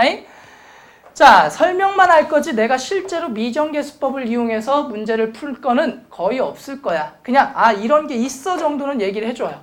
왜 그러냐면 막힐 경우가 있거든. 왔다 갔다 막히면 차라리 이게 더 빠를 때도 있어요. 자, 미정계수법은 뭐냐면 옆에 있는 새끼를 그대로 갖다 끌어답시다. 자, C3H8을 태웠다 쳐봅시다. 그럼 산소랑 반응해. 그럼 뭐가 나와? 이산화탄소 나와. 그리고 또 누가 나와? 물 나와. 됐어? 근데 못 찾겠다 깨꼬리. 못 찾겠다 깨꼬리. 아무리 봐도 이 개수가 왔다 갔다 하다 보니까 숫자가 꼬인다. 짜증만 이빠이 난다. 그럴 땐 여기다가 문자를 써요. A, B, C, D 문자를 썼습니다. 여기까지 됐어? 자, 그리고 나서 두 번째 할 일이 뭐냐면 개수를 맞추는 원리가 누구의 법칙을 따라야 된다고 그랬어요? 돌턴. 돌턴이가 뭐라고 했는데 안 사라져, 안 생겨, 안 바뀌어. 이게 돌턴의 원자설이죠. 따라서 좌변의 원자수와 우변의 원자수는 어때야 된다? 같아야 된다. 따라서 식을 만들어줄 때는 복잡하게 생각하지 마. 등장인물 먼저 기록해줍니다. 등장인물이 누구야? CHO가 등장인물의 전부죠. 여기에 등장인물이 누구밖에 없어? C. 그 다음에 HO. 이렇게 세 가지가 등장인물이죠. 등장인물 정리했니? 그럼 등장인물에 맞춰서 뭐를 완성해주면 끝? 식을 완성해주면 끝. 자, 좌변의 탄소는 몇 개? 3A 개. 3A 개. 우변의 탄소 몇 개? C 개. 좌변의 수소 몇 개? 8A 개. 우변의 수소 몇 개? 2D 개.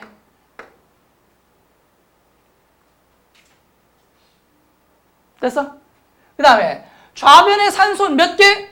2B개. 우변의 산소는 봐봐.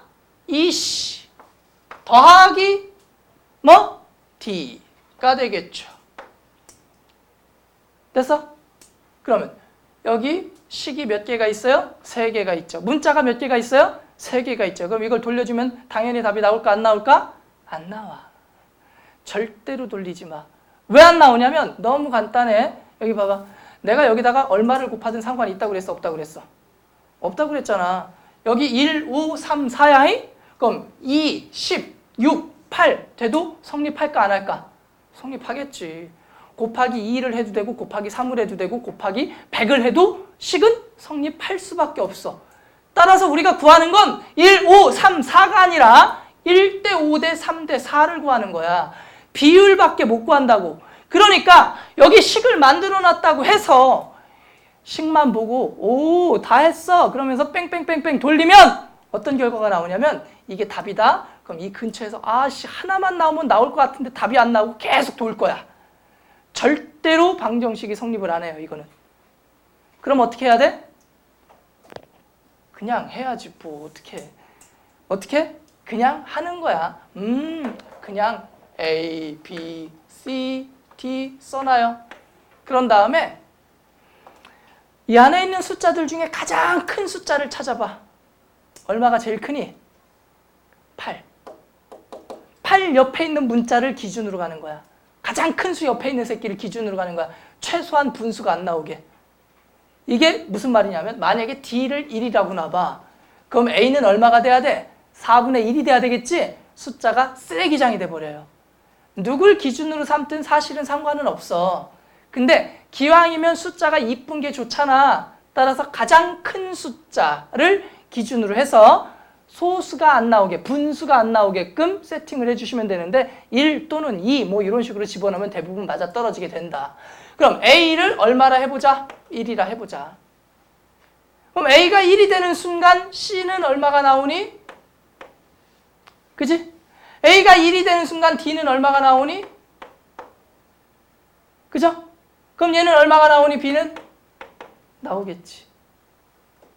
됐어? 근데 이렇게 썼는데 이게 만약에 분수야. 그럼 뭐 하면 돼? 아까랑 똑같아. 전체에다가 뭐를 하면 돼? 곱하기를 해서 뭐만 만들어주면 되는 거야? 정수만 만들어주면 되는 거야. 가장 대표적으로 개수 맞추기가 멋 같은 새끼가 있는데 그게 뭐냐면 이거야.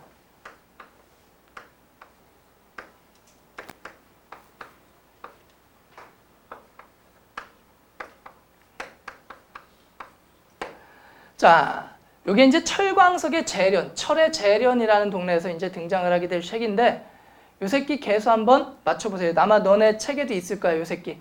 잠깐 시간 드릴 테니까 요거 계수 한번 직접 한번 맞춰봐. Fe2O3 더하기 CO가 CO2 되고 H2O 되는 거. 좌변, 우변의 계수를 한번 눈대중으로 맞춰봐, 식 없이. 그냥 일부러 한번 맞춰보라고 하는 거야. 알고 있으면 쓰기 쉽게 나오겠지만,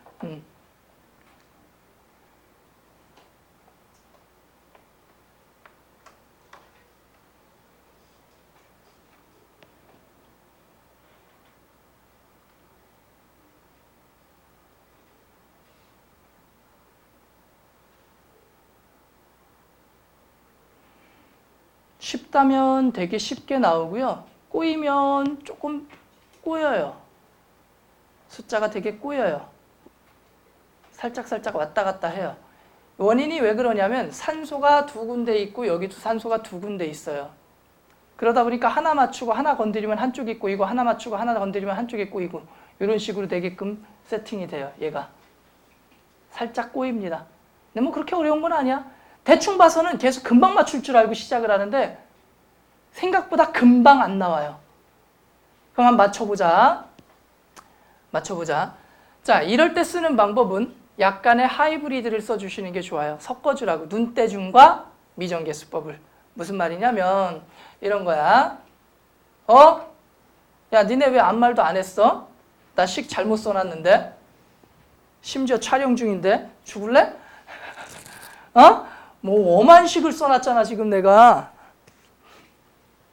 아, 쪽팔려. 뭐 말도 안 되는 식을 써놨어. 자, Fe2O3 더하기 CO. 오우 씨. 이런 식이죠. 요 식이야. 책에 있어. 요 식인데, 자, 요걸 갖다 이제 맞춰보려면 일단은 첫 번째 등치가 제일 큰 새끼를 그냥 1로 잡아봐. 분수 나오면 곱할 각오하면 되지 뭐. 그죠? 이 새끼 1이라 쳐봐. 그럼 Fe2O3니까 얘는 무조건 얼마가 되면 돼? 2가 되면 되겠지? 됐어? 그리고 여기가 산소가 3개니까 여기 산소를 얼마로 만들어주면 돼? 3개로 만들어주면 돼? 안 되지. 여기도 있잖아, 산소가. 그러니까 이게 1이 되는 순간 이거밖에 정할 수가 없어요. 나머지는 못 정해요. 그럼 나머지를 잡아주려고 왔다 갔다 하다 보면 꼬이게 된다고. 자, 그러면 제일 첫 번째로 보이는 게 뭐가 보여야 되냐면 좌변에 CO, 우변에 CO2지. 그럼 탄소수를 맞춰주려면 얘랑 어때야 될까? 같아야 되겠지? 그러니까 요것만 문자로 잠시 넣어보는 거야. 그럼 탄소의 숫자는 맞았니? 안 맞았니? 탄소수가 맞았지 이미? 그죠? 그럼 이제 남은 건 누구만 맞추면 돼? 산소만 맞추면 되잖아. 그럼 산소는 좌변에 몇 개 있어요? 3 플러스 A개가 있어요. 여기. 맞아? 우변에 산소는 몇 개가 있어요? 2A개가 있지. 따라서 A는 얼마가 나오겠어? 3이 나오겠죠. 무슨 의미인지 아시겠어? 자, 모두 다 문자를 놓고 움직이는 건 사실 미정계수법 자체가 약간은 낭비야. 그래서 잘 안 쓴다는 거야. 그래서 조금은 섞어서 써주는 방법이 괜찮아. 어느 정도 잡을 수 있는 만큼은 잡아두고 못 잡는 새끼만 문자로 잡아두는 거지. 헷갈리는 애만. 오히려 이게 눈대중으로 숫자 막 왔다 갔다 하는 것보다 뭐 할 때도 있어요? 빠를 때도 있어요. 이해되니? 무슨 말인지? 따라서 개수를 맞추는 건 생각보다 쉽다. 하지만 여기서 버벅버벅거릴 바에는 식 만드는 것도 정확히 알아두자. 근데 식 만드는 것 자체가 어렵지는 않은 거야. 되게 간단한 거야. 누구만 따라주면 되는 거야? 돌턴. 그 새끼 한마디만 지켜주면 모든 식은 다 완성이 되게 돼 있어. 됐죠? 그래서 영강 여기까지가 끝.